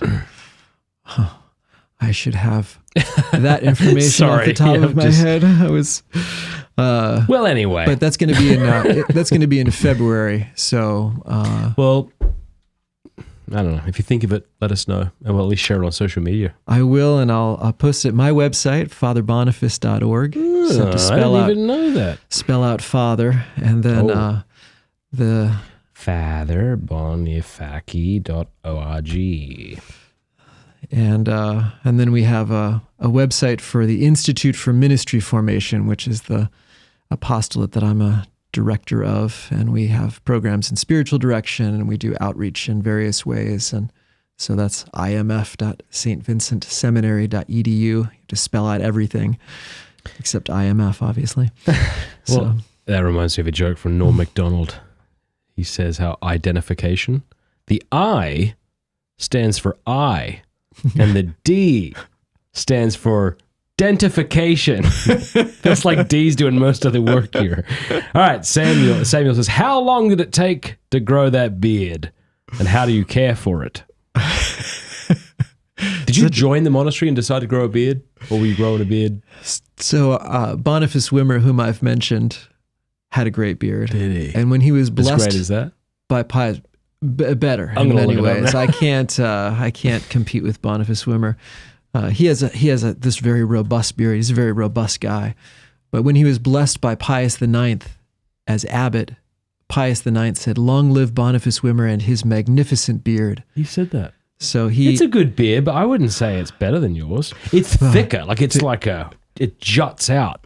With different pictures, it's different lengths. Well, that's a good point. There's a bit going on there, but anyway, he has a great beard, and so I did not join the monastery with a beard. I grew it after I entered the monastery. About my third year, I grew it out for Lent a couple years in a row, and then my third year in the monastery, I just didn't shave for Easter. And here it is still. So have you inspired others? Like when they join, I guess this is part of the dress. I think there's a kind of zeal. Men like to explore facial hair and beards and things like that. So we have a number of monks who have nice beards. It's so cool. Yeah, it is great. I mean, I wasn't the first by any means. There were other monks when I joined who had substantial beards, and many of our monks have beards, which is not necessarily normal for Benedictines. Benedictine images are a lot of times clean shaven.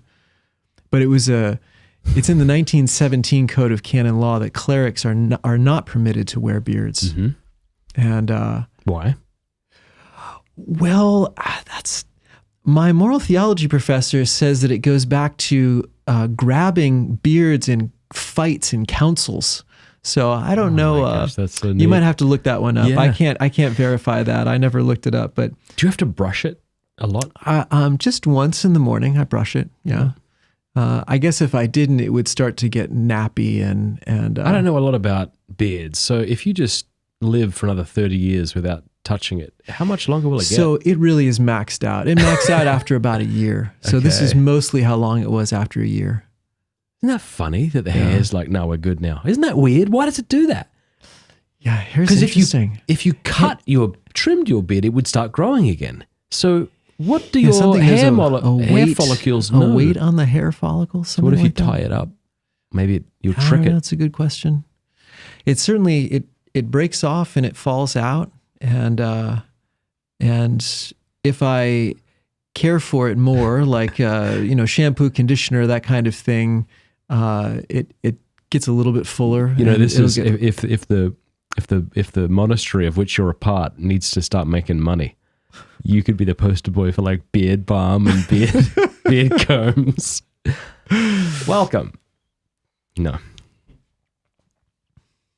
All right, what do we got here? I'm currently using Father Boniface's book, says Andrew Hartigan, Through the Heart of St. Joseph, to study St. Joseph's virtues so I can be a holier and better man for my girlfriend. Great. Lucky girlfriend. And lucky you. Does Father have any insight he can give me into St. Joseph that is not in the book? Specifically, in the way St. Joseph would have loved the Virgin Mary both practically and reverently, so I can try to imitate in my relationship with my beloved.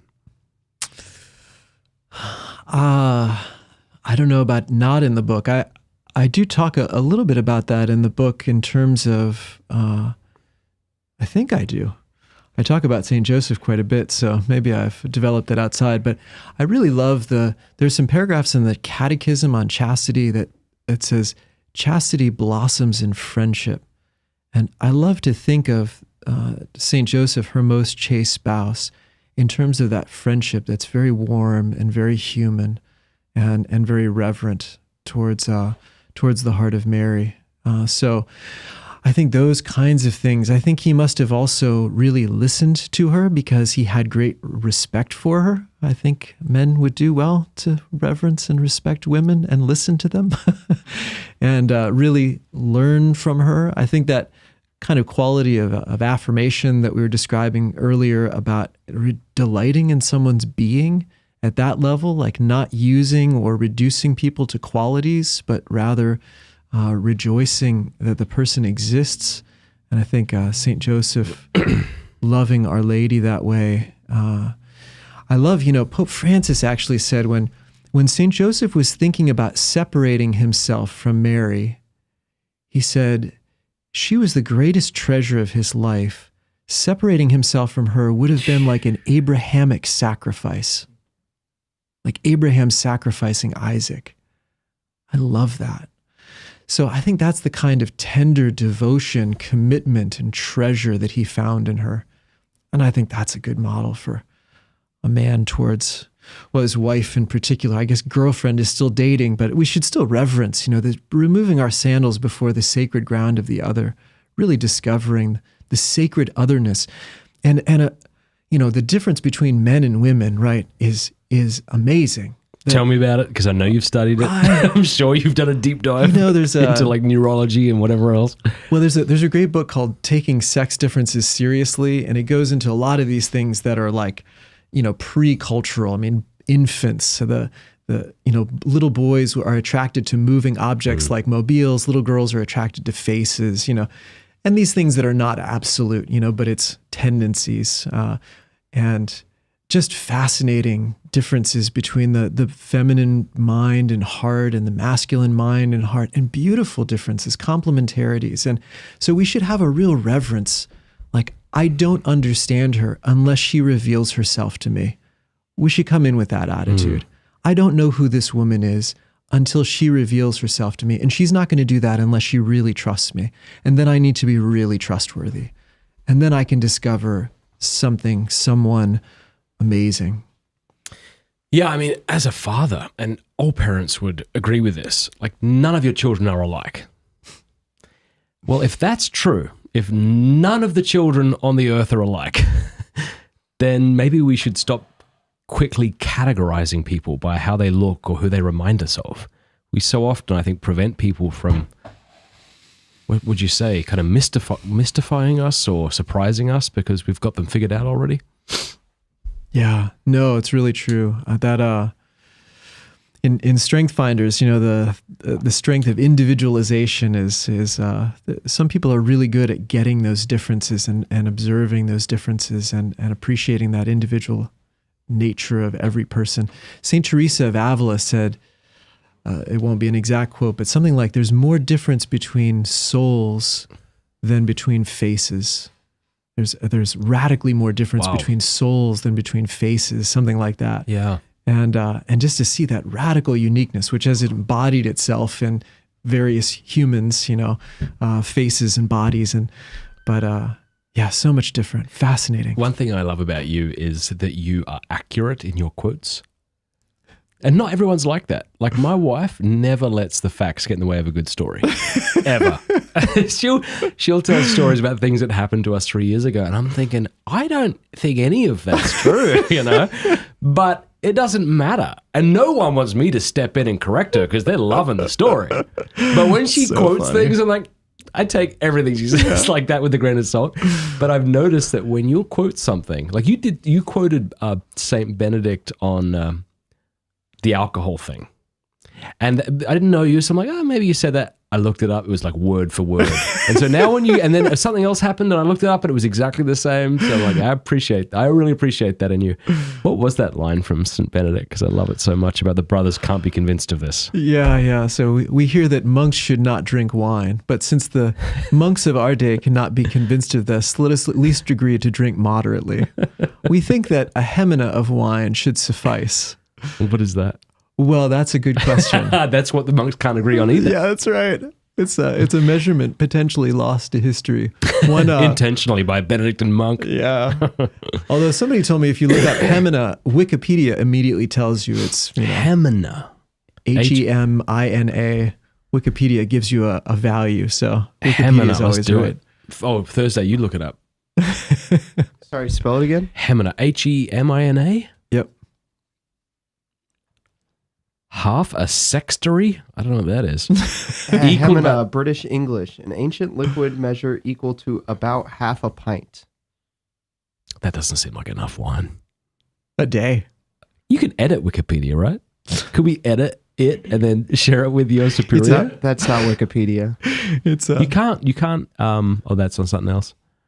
Well, also you can't edit Wikipedia anymore, but that is a totally different topic. You have to be approved to edit because too many people were putting in things that that feels about right, though. Were inconvenient. Wikipedia is actually going to depend on authority now, huh? Oh, no. Well, I mean... Remember that line from Michael Scott? He talks about Wikipedia, and it's great because anybody in the world can say it, so you know you're getting the most reliable. Anybody in the world can edit it, so you know you're getting the most reliable information. Or say whatever they want. That's what it is. Remember when Michael Scott wanted to get the guys from YouTube down to film some of this? He said, something was going on. He's like, we gotta get the people from YouTube down to film this, as if that's how YouTube worked. There were so many great lines.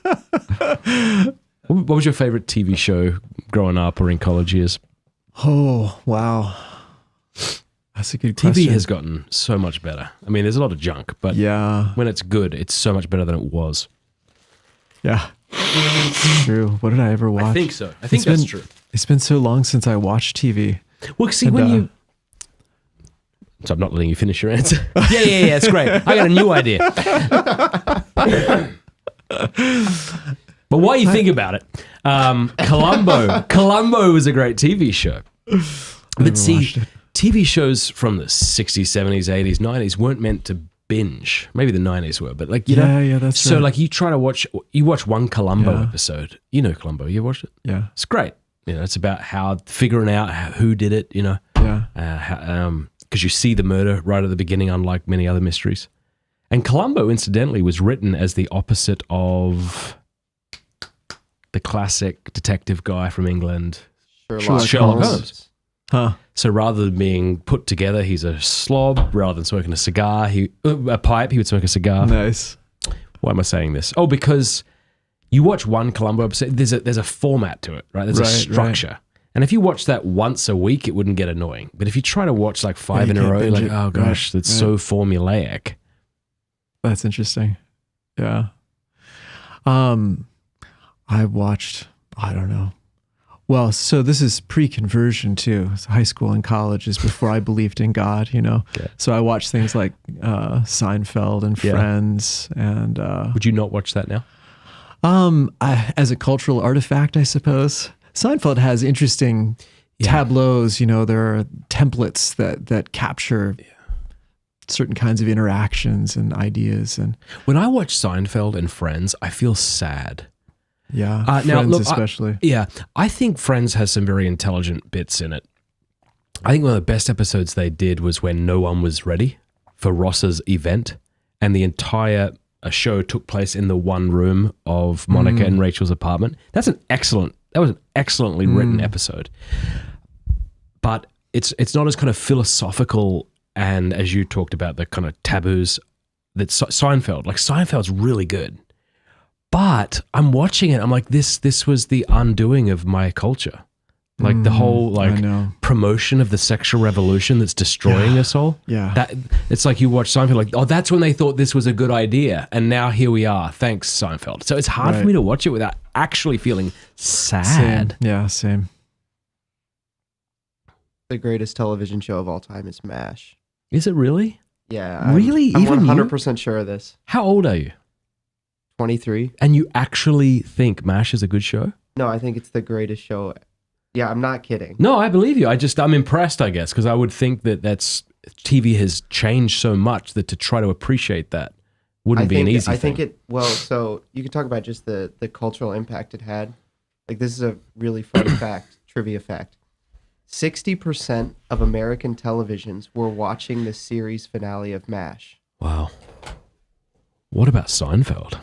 Which was, I don't know. Unfortunately, a very disappointing last episode. It is to this day the most watched television event in American history that is not a sports event. Really? It's only been surpassed by some Super Bowls.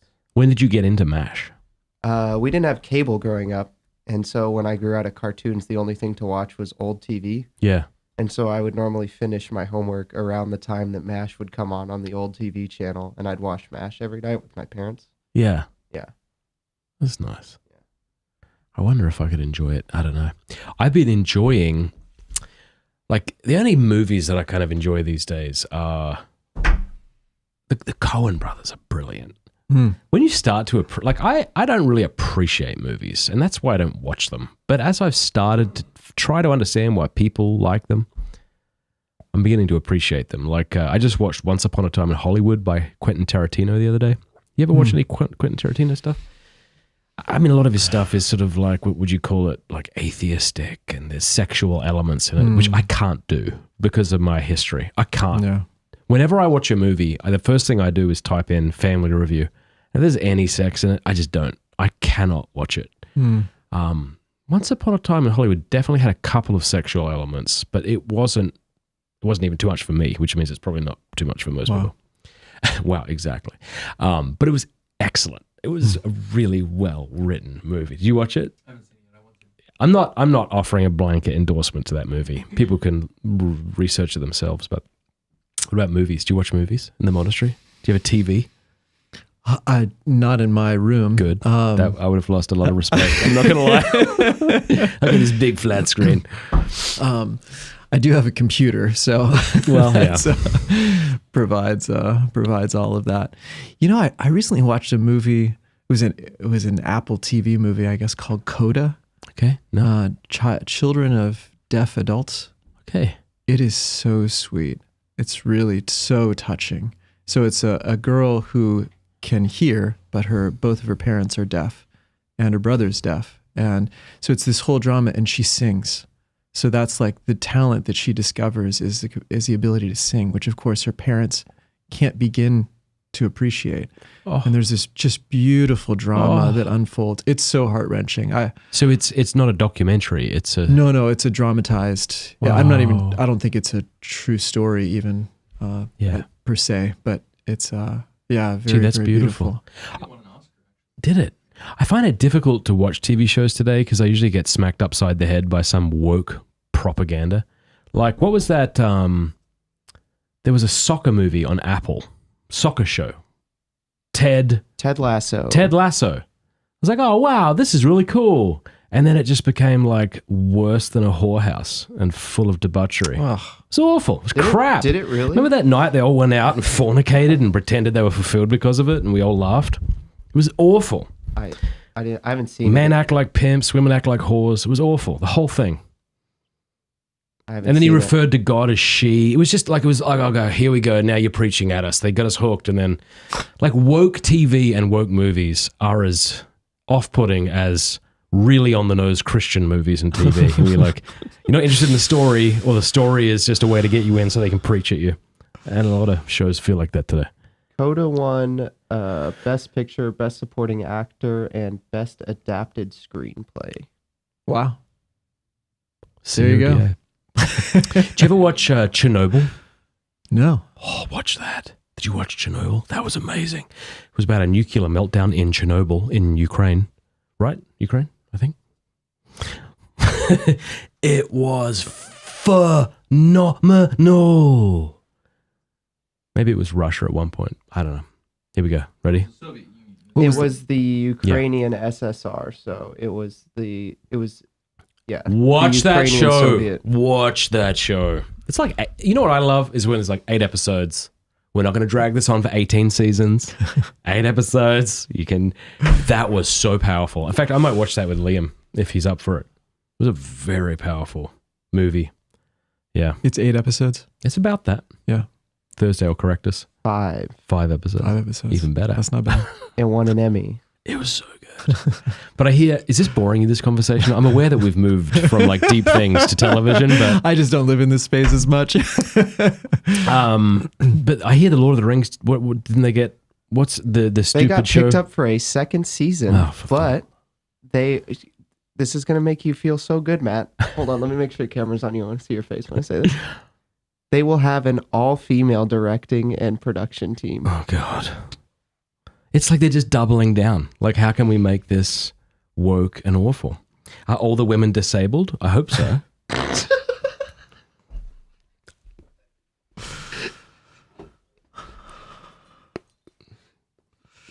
No? Nobody? It's just, why are they doing this? Yeah. Yeah. The sort of reverse. I mean, I'm as strong as the next guy in appreciating difference. Like, what haven't we talked about that multiple times in the the past 2 hours? Like, how beautiful all the difference is.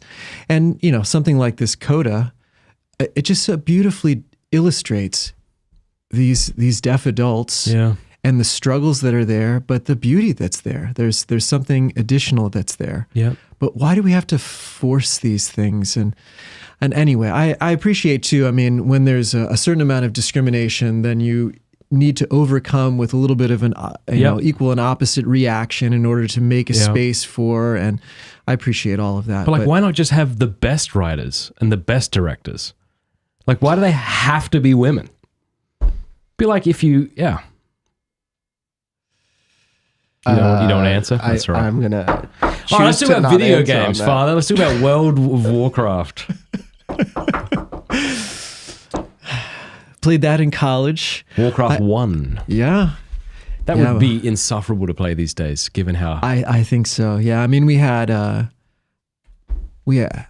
gosh, what were they? I mean, IBMs. We were actually running Linux. We were early, actually, BSD Unix. It was sort of even right before Linux came out. It was, we were computer science students. There were 4 of us in an apartment. We wired up a local area network and played interactively. It was, that was pretty fun. So, yeah, video games get short shrift, but I haven't delved into this space as much myself, but I'm promoting it for those who can. I mean, it's a bigger space than the movie space. The highest grossing video games way outrank the highest grossing movies. And there are a ton of people that are in the video game space. They're all promoting metaphysics because they all have their own worlds and their own way of operating. They're all promoting their own philosophies, their own ethics. And many Catholics have just abandoned them to the world, the secular culture. And so so many people are appreciating. It's like an interactive movie, a lot of them, or these interactive games where you meet people all over the world, you play against them in the ways like you said, you try, you fail, you shake hands at the end, and and you can grow. Sportsmanship is it can be a great virtue for people to grow in. But we've sort of, because video games, many of the older people think of video games as like Space Invaders, and it seems like a useless waste of time, and they don't understand what video games have become, then it's really underappreciated. And I think there's a tremendous amount of opportunity for evangelization, for connection, for bringing the gospel into those spaces. That answers the kind of pushback I was about to offer you, because, just because everybody's in that space, does that mean that Catholics need to get there as well? Like, would you say that about TikTok? Are you familiar with TikTok? Yeah. But then you kind of answered that though by saying, well, it's not like Space Invaders may be somewhat of a waste of time. TikTok seems to be that way. Like, would you want Catholics to be flooding into TikTok to evangelize since everybody's there? Well, no, but I think the analogy is more the movie space. So we love movies that are well done and explicitly Catholic, sophisticated, something like the Chosen produced series, or that there's that animated space, or well done and implicitly Catholic, like the Lord of the Rings, that has a Catholic worldview and Catholic archetypes and Catholic adventure and Catholic ethics, Catholic metaphysics. So I think more in that analogy, there is a space that is rich and meaningful, and then there are opportunities for real encounter. So TikTok, I don't think offers opportunities for a real encounter, but I think so we have our department head at St. Vincent College, Bill Birmingham, had been a research level tenured professor at the University of Michigan, but came to St. Vincent because of his Catholic faith, and he helps to run a video game company. So he's one of the guys that woke me up to the opportunity that's there. And he said he knows a young man who in that space was able to encounter somebody he was thinking about joining the Coast Guard or something like that, but he met somebody there online who had done that and was able to give him an honest appraisal of that. So that young man's father had told him the same things that he heard from this guy online. Yeah. But he listens to the guy online. So there's an opportunity for positive encounters. I'm playing a game right now called Detroit Become Human. Have you heard of this? No. Here's what it's about. Detroit Become Human is a 2018 adventure video game.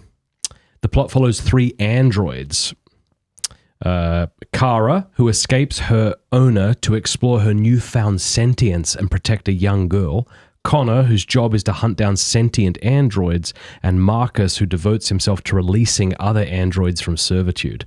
So it's about these robots who are becoming sentient. It's interesting. Really powerful. So, in one way, I'm surprised when you said that the highest grossing video games are outgrossing these movies. But in another way, when I see just how sophisticated and well produced these video games are, it doesn't surprise me. Yeah. So the best-selling game of all time, do you want to guess? Oh, yeah, I can do that. I bet I could guess it.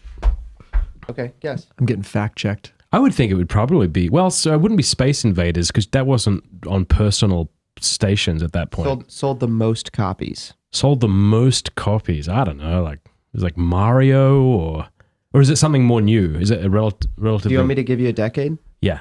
2010s. Oh, Medal of Honor? No.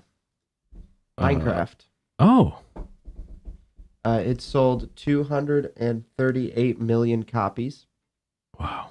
Minecraft sells for $25 a copy, meaning that it has made $5.9 billion. Just a different metric. I don't remember if I saw this somewhere or if my brain is making it up, but something about like it's at least in the top 3 of most like single pieces of media that have had the most time put towards them. So people have spent probably the most time on that as a single piece of art versus like any other single piece of art. Or it's at least probably in the top 10. So do you think Catholics are wrong to too quickly demonize these games? Absolutely.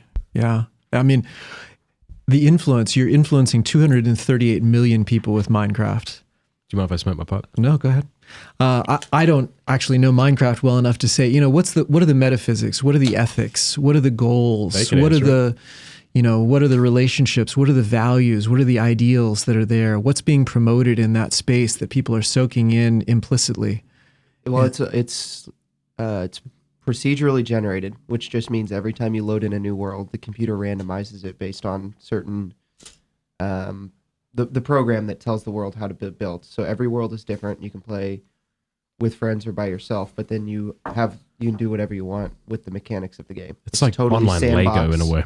Yeah, it's totally sandbox. There's no story to play through. It's just you and your friends building whatever you want. It's very fun. It's super fun. It's super relaxing. It is very relaxing. The music.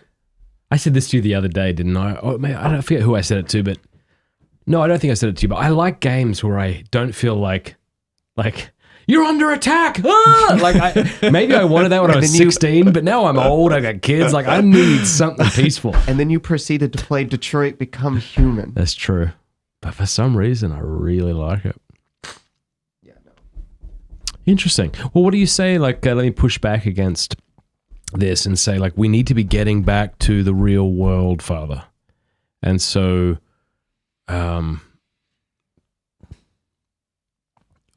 the more distant or removed we are from God's creation, the more unable we are to perceive him from the things he's made, and the somehow the more corrupt that makes us and our view on reality. I think that we benefit from lenses by which to engage reality. So as we take on, it's sort of like, through him all things were made. There's a logic, there's a logos that flows through all things, which is not immediately evident, that we need to uncover. I mean, that's the whole point of philosophical pursuit and understanding what's the underlying stuff. And when we can experiment in a game, or we can explore something in, sort of make-believe space and try out different rules and different engagements. And Jordan Peterson likes to talk a lot about rules and games and so grammar, like what fits. So potentially we can engage reality better, having stepped away from it, learn something, try to apply it. And that's why we want good games. So we don't step away from reality for the sake of nothing. Practice doesn't make perfect. Practice makes permanent. So good practice makes perfect. So we can practice in the gaming world in a way that we can apply in the real world, so to speak.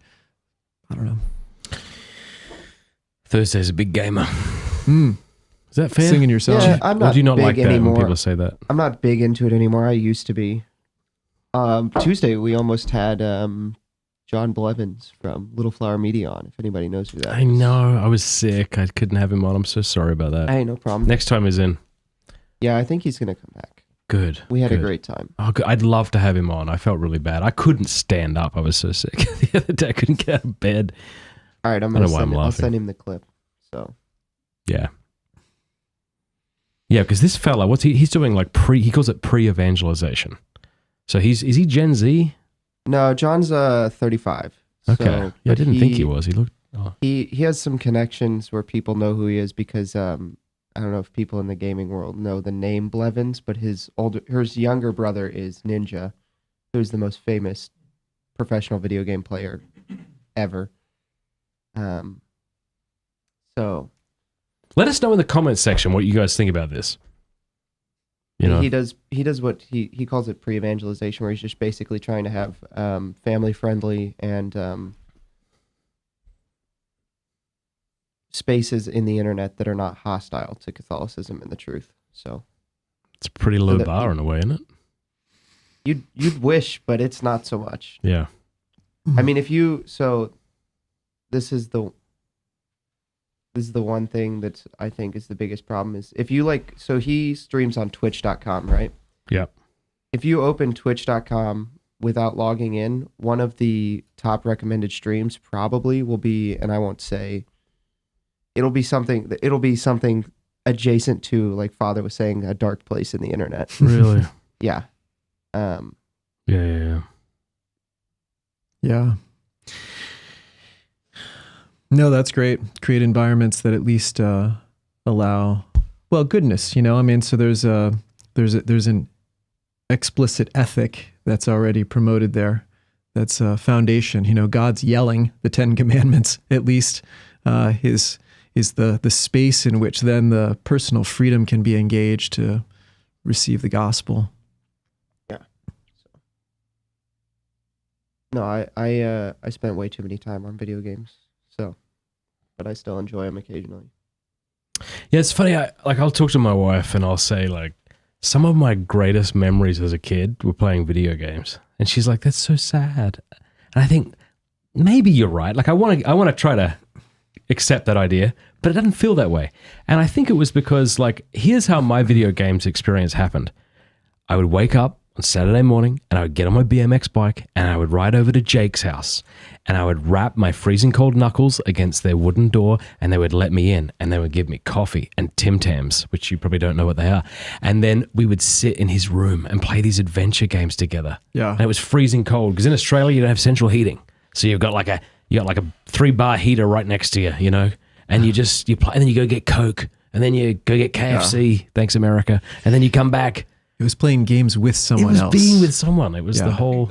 That's beautiful because I think it's not only is it like, well, it's actually just spending time with people is some of your fondest memories. But if you think about it, it's also like if you said that like going to a museum and like interacting with a piece of art or something like that, if it was a painting, like video games, I would say are art. It's like maybe it's a different level. It's something closer to social media, but it is some singular thing that you're focusing on with someone else that someone's curated as an experience for you. Yeah. So I think that, I don't know. I think video games get a bad rap. Interesting. But I don't want to cut you off. No, maybe a little difference that you were together physically so that you could get a Coke together and that you could do some other things together around the game. So the game was the occasion for gathering, but then the relationship was really the heart of it. And that might be a little bit of a shift. Even if with online participation, you shut the game off and the person disappears and in its worst form. I mean, I'm a big believer in online participation and I do spiritual direction over Zoom and things like that. But I suppose that's a little shift. Remember what it was like? Remember what it was like when you'd go to the video store to get a VHS tape? Oh, yeah. And there was something about that ritual. They don't have this anymore? Video stores? No. Like getting into your car, driving to a physical brick and mortar place, pottering about a place, looking at all the movies on the wall. And then you had to commit to that choice. Yeah. And I'm not trying to say it was better back then. I'm just saying it was different and it was a ritual that was enjoyable. Yeah. Because today, if I start a movie and I'm 3 minutes in or 10 minutes in, I don't like it, there's 8 billion options that I could be watching. And even if I am liking it, there's still this part of me that's like, I could be on another, just with one click, a whole nother thing.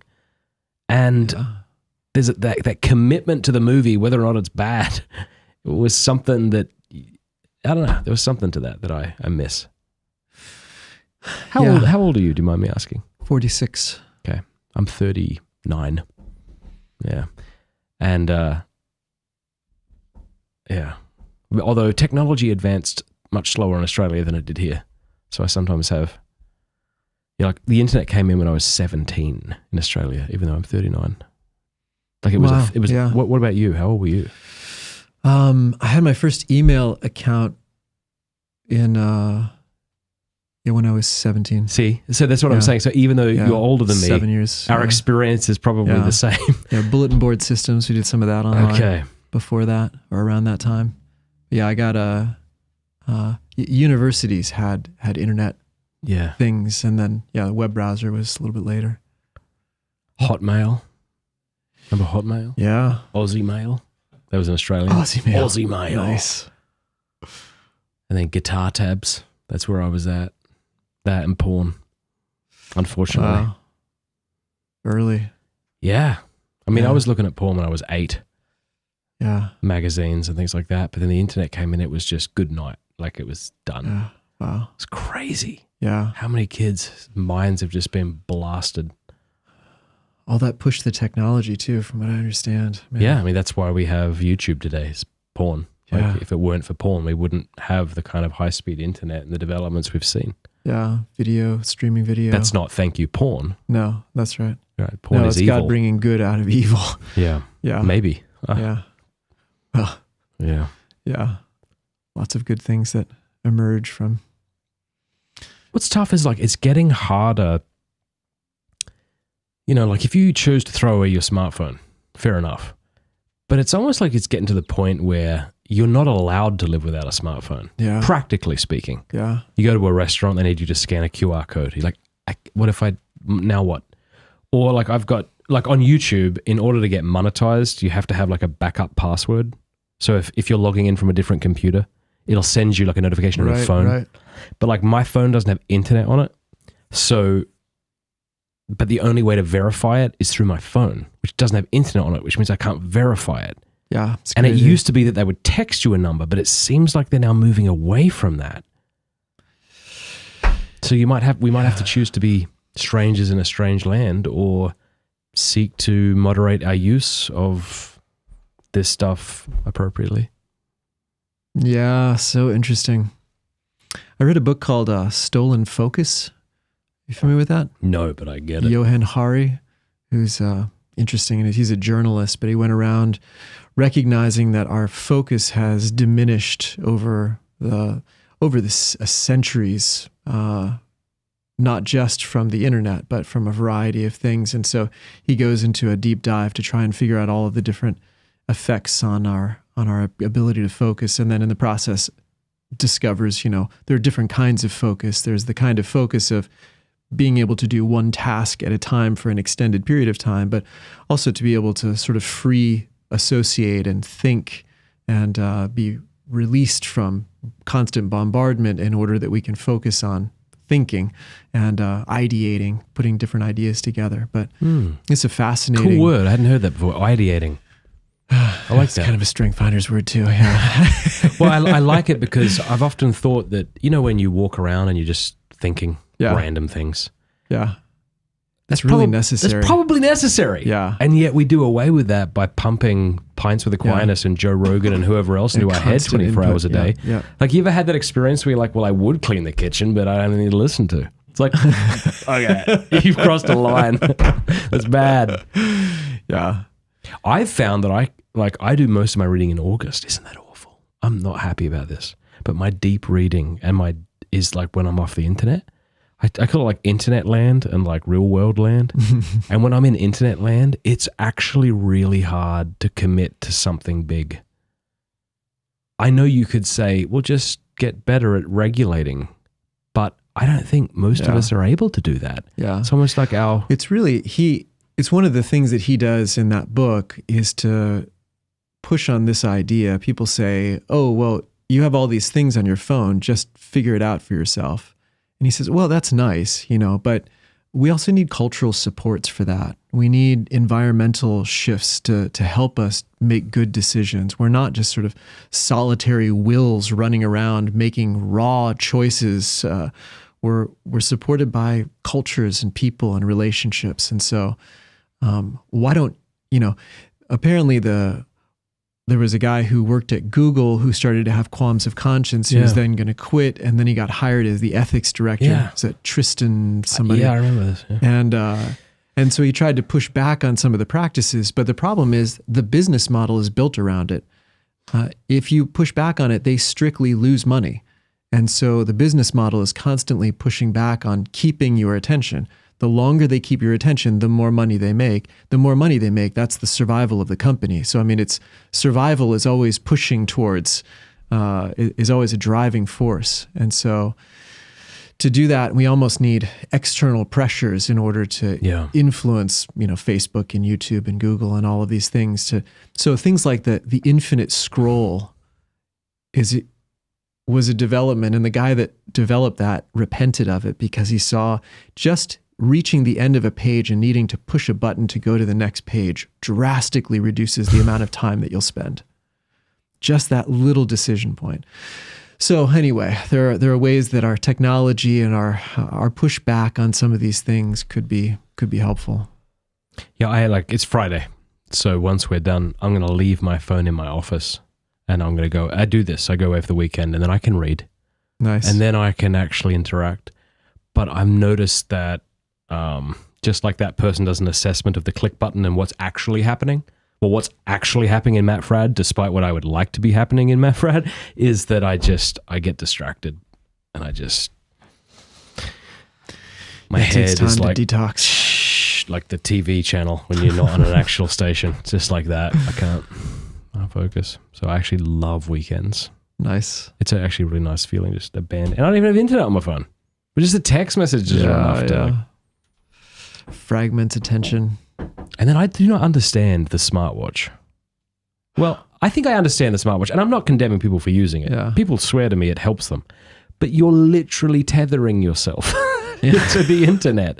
It's like at this point, we are cyborgs. Yeah. Like we're part men, part machine. It's interesting. Even with our phone, we're part men, part machine. You can't have an interesting conversation about who won the 2000 Olympics or this without someone having to subvert that pleasant conversation by giving you the fact by quickly Googling it. Yeah, that's an interesting phenomenon. We have all these facts out there now, and you can constantly fact check everything. And was there a value to not having all of that we had to hypothesize a little bit and that we could just have conversations? And that was part of the joy, right? It's like, no, they won the Olympics. No, remember because, and then you're talking. talking. And then you think through it and you're like, then well, make an forget about all that. association. Well, let me shut up. think. Here You know, it is. It says it right here. Where was I when that was happening? And then you try to get associative memory and pull some things together, and now you just check Google. Do you want to know who had the most medals at the 2000 Olympics? I don't know. Let's do it. United States? Who do you think? I already looked it up. When you were talking about people being annoying and Googling it, I immediately thought I should Google it. All right, who won? The United States had the most medals at 93 and the most gold medals at 37. So in 93. Well, what about in... No, I see. They got 93 medals. 93 medals. Yeah, I was coming home golds. from World Youth Day in Rome in the year 2000, and the Olympics was happening in Sydney. And so I landed in Sydney. I'm seeing all these Greek gods walking around who were, in different aspects of the games, but come on, you rascal. Look, this has been fun. It has been fun. Rome is one of I went to 5 World Youth Days in a row. What? Minus Rome. Yeah. So you went to Denver? No, Paris was the first through Madrid. Oh, I see. After. But I missed Rome. Rome was the one I missed. Oh, okay. So I went to Paris, Toronto, Cologne. Oh, I see. Sydney. You went there, yeah. And Madrid. How long was your beard in Sydney? Same length as it is now. Yeah. I was 2008. I was ordained in 2004. So Cologne was the first time I went to ordained. It was Pope Benedict's first. And this one's in Portugal, isn't it? Yeah, that's right. It's funny. I know I'm getting old because someone invited me to fly out and speak there. And I'm like, no, thank you. Why would I? I want to stay here with my kids and read something. Yeah. They are great experiences. It's amazing, the sea of humanity and people from so many cultures and having this immediate connection in our Catholic faith. Yeah. I was in an elevator with Coptic Catholics who had never been to a Roman Rite Mass before and were experiencing that for the first time, like Coptics from Egypt. So beautiful. And, it was so beautiful. Beautiful conversation with them, young people that were just so happy to be present. I think that was in Madrid. And so many different connections. It was great to be in Sydney. That's the one time I've been in Australia. Did you like it? Yeah, I stayed with a family there that was, I met Father Matthias, who's the founder of Encounter Ministries we were talking about earlier. He was a seminarian at the time, and we ended up just getting placed in the same host family, and that's been a friendship since then. And beautiful. Did you go out of Sydney, or were you just in the city? We went a little bit north, went to a little zoo, got to see koalas. Nice. Yeah, who spend most of their life high, right? I don't know if that's true or not. They look like that. And I know people say they get high off eucalyptus Thursday, but I don't know if that's actually factual or if we just like that idea. That was my understanding. Yeah, eucalyptus gives them a euphoric effect. Now, if that were true, everyone in Australia would be munging down. Go on. Despite the rumors, koalas don't get high. Oh no! Take that, Father. It's because the leaves are so low in nutrients that they need to sleep more than most animals, which helps them conserve energy. So if you consider just not They're eating just being malnourished. high, They don't look malnourished. Not eating. That's one way to get high. So- Don't eat. so I have some questions for Saint Colbe, For who? Maximilian Kolbe. Okay. Oh, I see. Because that's a really dark joke there, Thursday. We've actually had to answer that before on the show. All the Have we? questions. Yeah, it's come up. That's funny. Australia's beautiful. Yeah. It's just a beautiful country. It's huge. Yeah. And much of it is uninhabitable. Yeah. It's like Canada it's in so that way. interesting. Yeah. It's worth visiting, but people need to take several weeks if they can. Like Yeah. at least 2. Yeah. Yeah. But it's like if you came to America for like a week, you're like, what should I see? You're like, okay, well, Something. Whatever you want. yeah. Do you have a favorite place in Australia? I think Queensland is my favorite. It's very tropical. Brisbane is a beautiful city. Mm. Melbourne is kind of, I don't know, it's very business, and Sydney's. I was born in Sydney. Grew up in Adelaide, well, north of Adelaide. I just love Australia. It's just beautiful. Yeah. It's also different in that like we're not attached to another country. Mm. So it's a little difficult to kind of immigrate like illegally to Australia. Right. As far as I know, they're pretty much you on can't top run of the it. border. Yeah. Yeah, and you can try to take a ship or a boat, but you'll probably die. Yeah. You've earned it at that point. Yeah. Australia's an interesting place.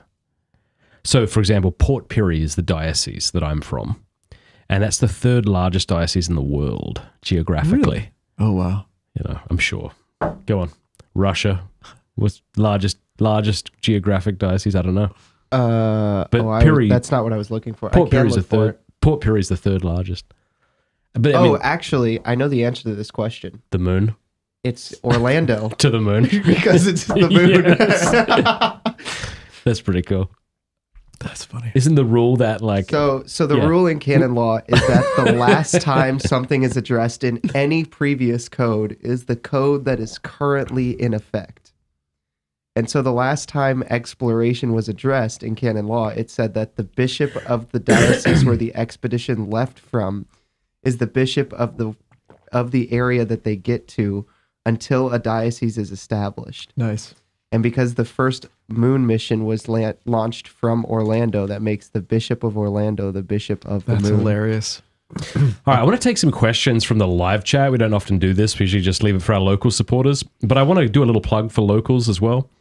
So Locals is a free speech community platform that I stream to most days. You get a ton of free things in return. But one thing you get is a newspaper that we produce. I got to give you one before you go. It's called The Jill. And it's free. We post the Jill out no matter where in the world you live. I'll pay for the shipping as well. It's a really good newspaper. It's got like 12 pages in it. We have Catholic comics and poetry and crosswords and articles. If you become an annual supporter at mattfradd.locals.com, I've pinned something to the top of the feed for you to put your address into, but you got to do it today because on Monday we're sending out the newspapers for spring. What are you laughing at? Oh, What are you smiling? What are you laughing at? don't worry about it. All right. I have some of the questions from earlier in the chat written down if you want those or you just want to take them live. Yeah, well, just because I announced it, I want to be kind of fair to those who might be asking questions now. But if there was specific something that you thought that'd be fun to answer, let me know. But We just got one super chat. You want to go? oh with yeah, that? go for it. What is it? Okay, so D Frias 957 asked, "Is there a difference between the spirit and the soul?"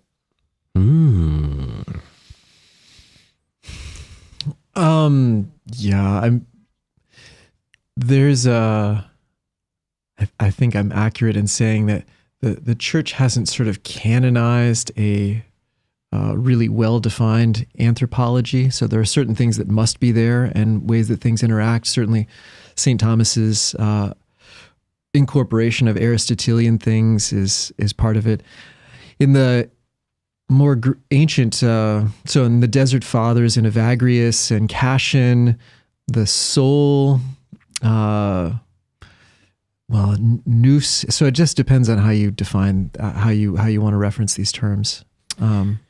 So The Catechism of the Catholic Church describes the distinction All right, between fine. soul and spirit in this way. Quote, Sometimes the soul, internet's the best. Forget our conversation and what we could have arrived at. Sometimes the soul is distinguished from the spirit. St. Paul, for instance, prays that God may sanctify his people. The church teaches that the distinction does not introduce a duality, i.e. a spirit, into the soul. Spirit signifies that from creation man is ordered to a supernatural end, and that his soul can gratuitously be raised beyond all it deserves to communion with God. Anyway, check out Do we Catechism. have an answer now? Is that an answer? I have no idea what I just read. Don't ask me to read it. Religious-y stuff says, what do you think of Harry Potter? Any thoughts? Should we stay away from it, or does it have a value? I'm going to try to encourage my kids to read it.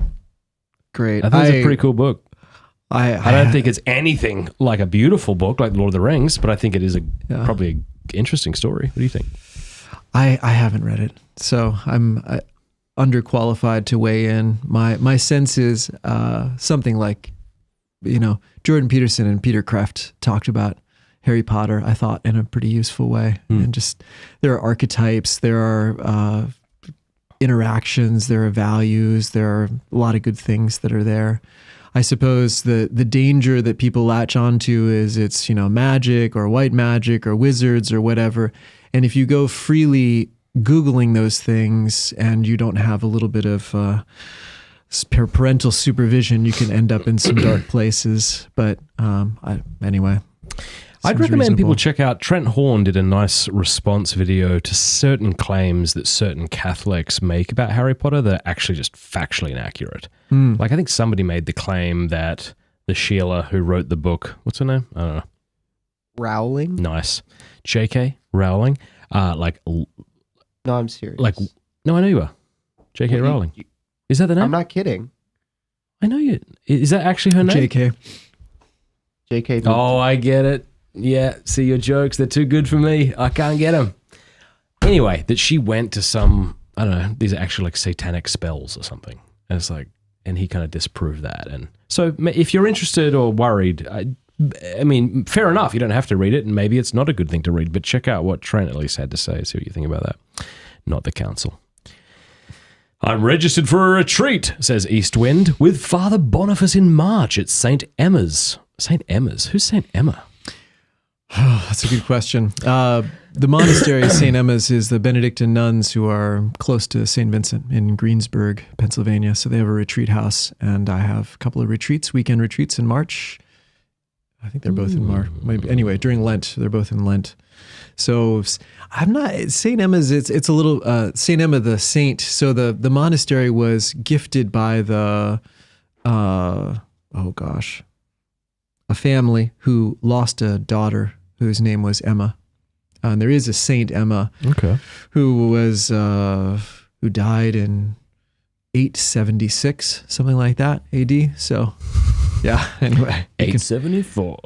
Yeah, no, I know it's 876 because it's on my birthday is her feast day, January 31st, 876. And I was born January 31st, That's so great. I didn't know there was a 1976. Saint Emma. So 1,100 years to the day before I was born. Altdorf? Is that how you say it? Saint Emma of Altdorf? Whenever I mispronounce things, I just blame it on having an Australian accent. Yeah. Oh, yeah, this is how we say it in Australia. Any other questions that came in? There was one kind of interesting one. Somebody was asking what he should do if he's in a long-term serious relationship with a girl, but is starting to feel called to the priesthood. Lead her on. I'm just joking. I'm not serious. What's the answer? Well, it might be good to talk with somebody about that. We're at the bottom of the barrel here. We're getting towards the 3-hour mark, and I've got nothing left. So I'd like to apologize to your girlfriend for saying that. Father Boniface, somebody asked what your favorite snack is. Yeah, forget the real question about this guy discerning the priesthood. What's your favorite snack, Father? Well, let's do the thing first. Okay, so someone's dating a Sheila and he wants to join the priesthood. What does he do? Let's start there, then we'll get to the snack. Right? So there are so many different settings in which that could have taken place. Was that like pre-conversion? Was that a well-discerned relationship? Was there already a call to the priesthood? How is that call to the priesthood coming up? Is that a defense because he's afraid of commitment and he's running away from it? Is that a call to become a Byzantine married priest? Is that anyway, there's a lot of different things. What's the context of the relationship? Is it a holy relationship? Is it a problematic relationship? There's a lot of stuff in there. So I would ask a lot of questions around those kinds of things. But let's say in the best circumstance, it's a good Catholic guy and a good Catholic girl, and they get involved with each other, and there's a healthy relationship, and there's an obvious question about marriage and a discernment of marriage, maybe even an engagement. Now, God doesn't just like drop calls to the priesthood in the midst of these things like bombs. God is not just sort of disrupting people's lives. And when we enter into things in goodwill and we're really prayerful and discerning, and, probably if there was a real call, it already existed somewhere, and that should have been part of the initial conversations and would be, and maybe the person knew that they were a little bit on the edge. But anyway, it's a vocation to the priesthood doesn't just sort of drop randomly out of the sky, I guess. It doesn't just sort of come up. Now, questions about that, and those are interesting things to explore. Why am I feeling this call? Why am I attracted to the priesthood? And there could be a variety of reasons. Maybe I am frustrated that my parish priest can't preach to save his life, and there's a lot of problems, and I feel like I could save that. Well, that's interesting, and there might be something to do with that. Maybe it's because I'm so inspired by my parish priest because he's amazing, and I can really see the greatness of the vocation. I want to give myself to that. Well, there's something that we could do with that as well. But anyway, sort of a lot of pathways that open up in that scenario. Yeah. You can tell you're a spiritual director. You're used to dealing with one person. I deal with a lot of people. You don't want to give that advice to 5,000 people generally. Right. Pray and talk with somebody who knows what they're talking about.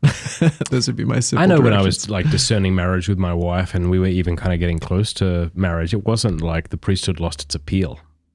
Yeah, that's right. Just like priests probably say, I see the appeal of marriage and I even Absolutely. desire it. There's something about the I would priesthood. say you almost can't. I'd say the healthiest marriages come from people who have been really open to God's call in their life. That's a sign of real spiritual depth. Not to say that if they weren't, they're unhealthy marriages, but sort of in an ideal situation, everybody would be open to what God is calling them to, and then is directed by the attraction of his love. And likewise, a priest who couldn't be married is not a priest that we want. So it shouldn't be a rejection. It should never be a rejection of another vocation, but rather an attraction as according to God's design.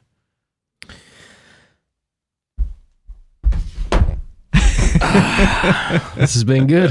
It's been great. It's funny doing long form discussions because like we started off real heavy, like immediately, right? And I can't do that for 3 hours. Like something in me just gets tired. So it was necessary, I think, that we meandered towards video games and Blockbuster Video. Well, what's your favorite snack, Father? Since that was asked. You know, I just got back to corn nuts recently. Really? Those are gross. Thanks. Are they like to break your teeth hard? Well, you know, you don't have to crap on them. Yeah. I most often snack when I'm driving and I need something to keep processing. So they're sort of like low calorie and you can kind of extend them over time. And so. Yeah, I could never get into the seeds that people are able to bite and spit the shell out of. Yeah, that's too complicated. I've always been impressed. Sunflower seeds. Yeah. I've always been impressed when people can do that. Yeah, I can't do that either. But what I do is just throw a ton in, chew them all, and spit the entire thing out because I just cannot make my way through them. Good. All right. Well, look, this has been fun. FatherBoniface.com. Spell father out, not just FR.org. It's in the description. Thank you very much. So you can learn more about Father now I Boniface. Got to go fix up my website. You have all my poorly produced websites. You can donate a website producer for me. Yeah, I'm sure that we'll get some requests. Well, thanks a lot. Anything else? Awesome.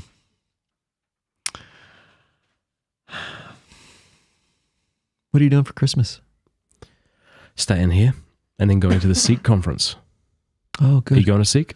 No, I'm going to encounter, and Yeah. then I'm going to visit my dad. What do you want to do? You want to seek or do you want to encounter? Come on.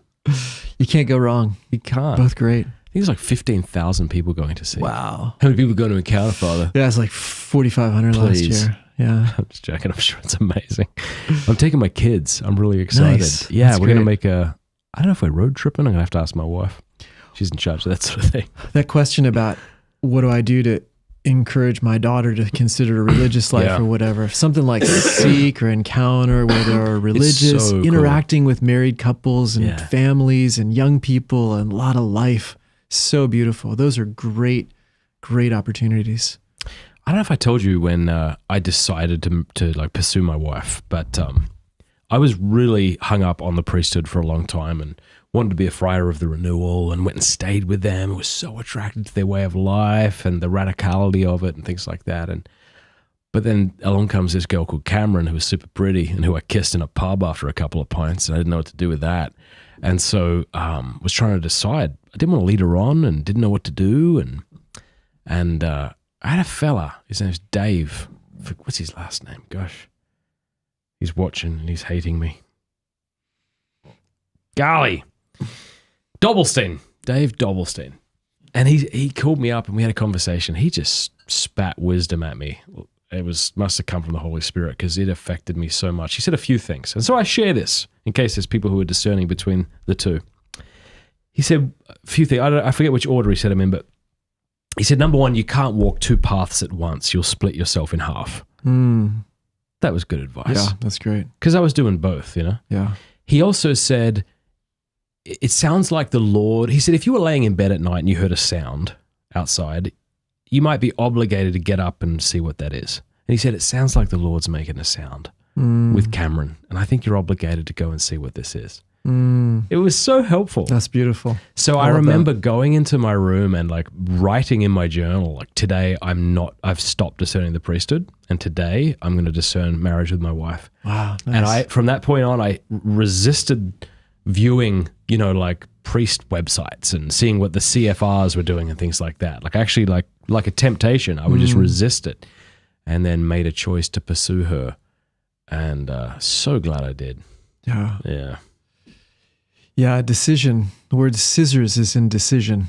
It's cutting away, and to just cut away those other options and to choose one. That's how we raise people up in the value hierarchy.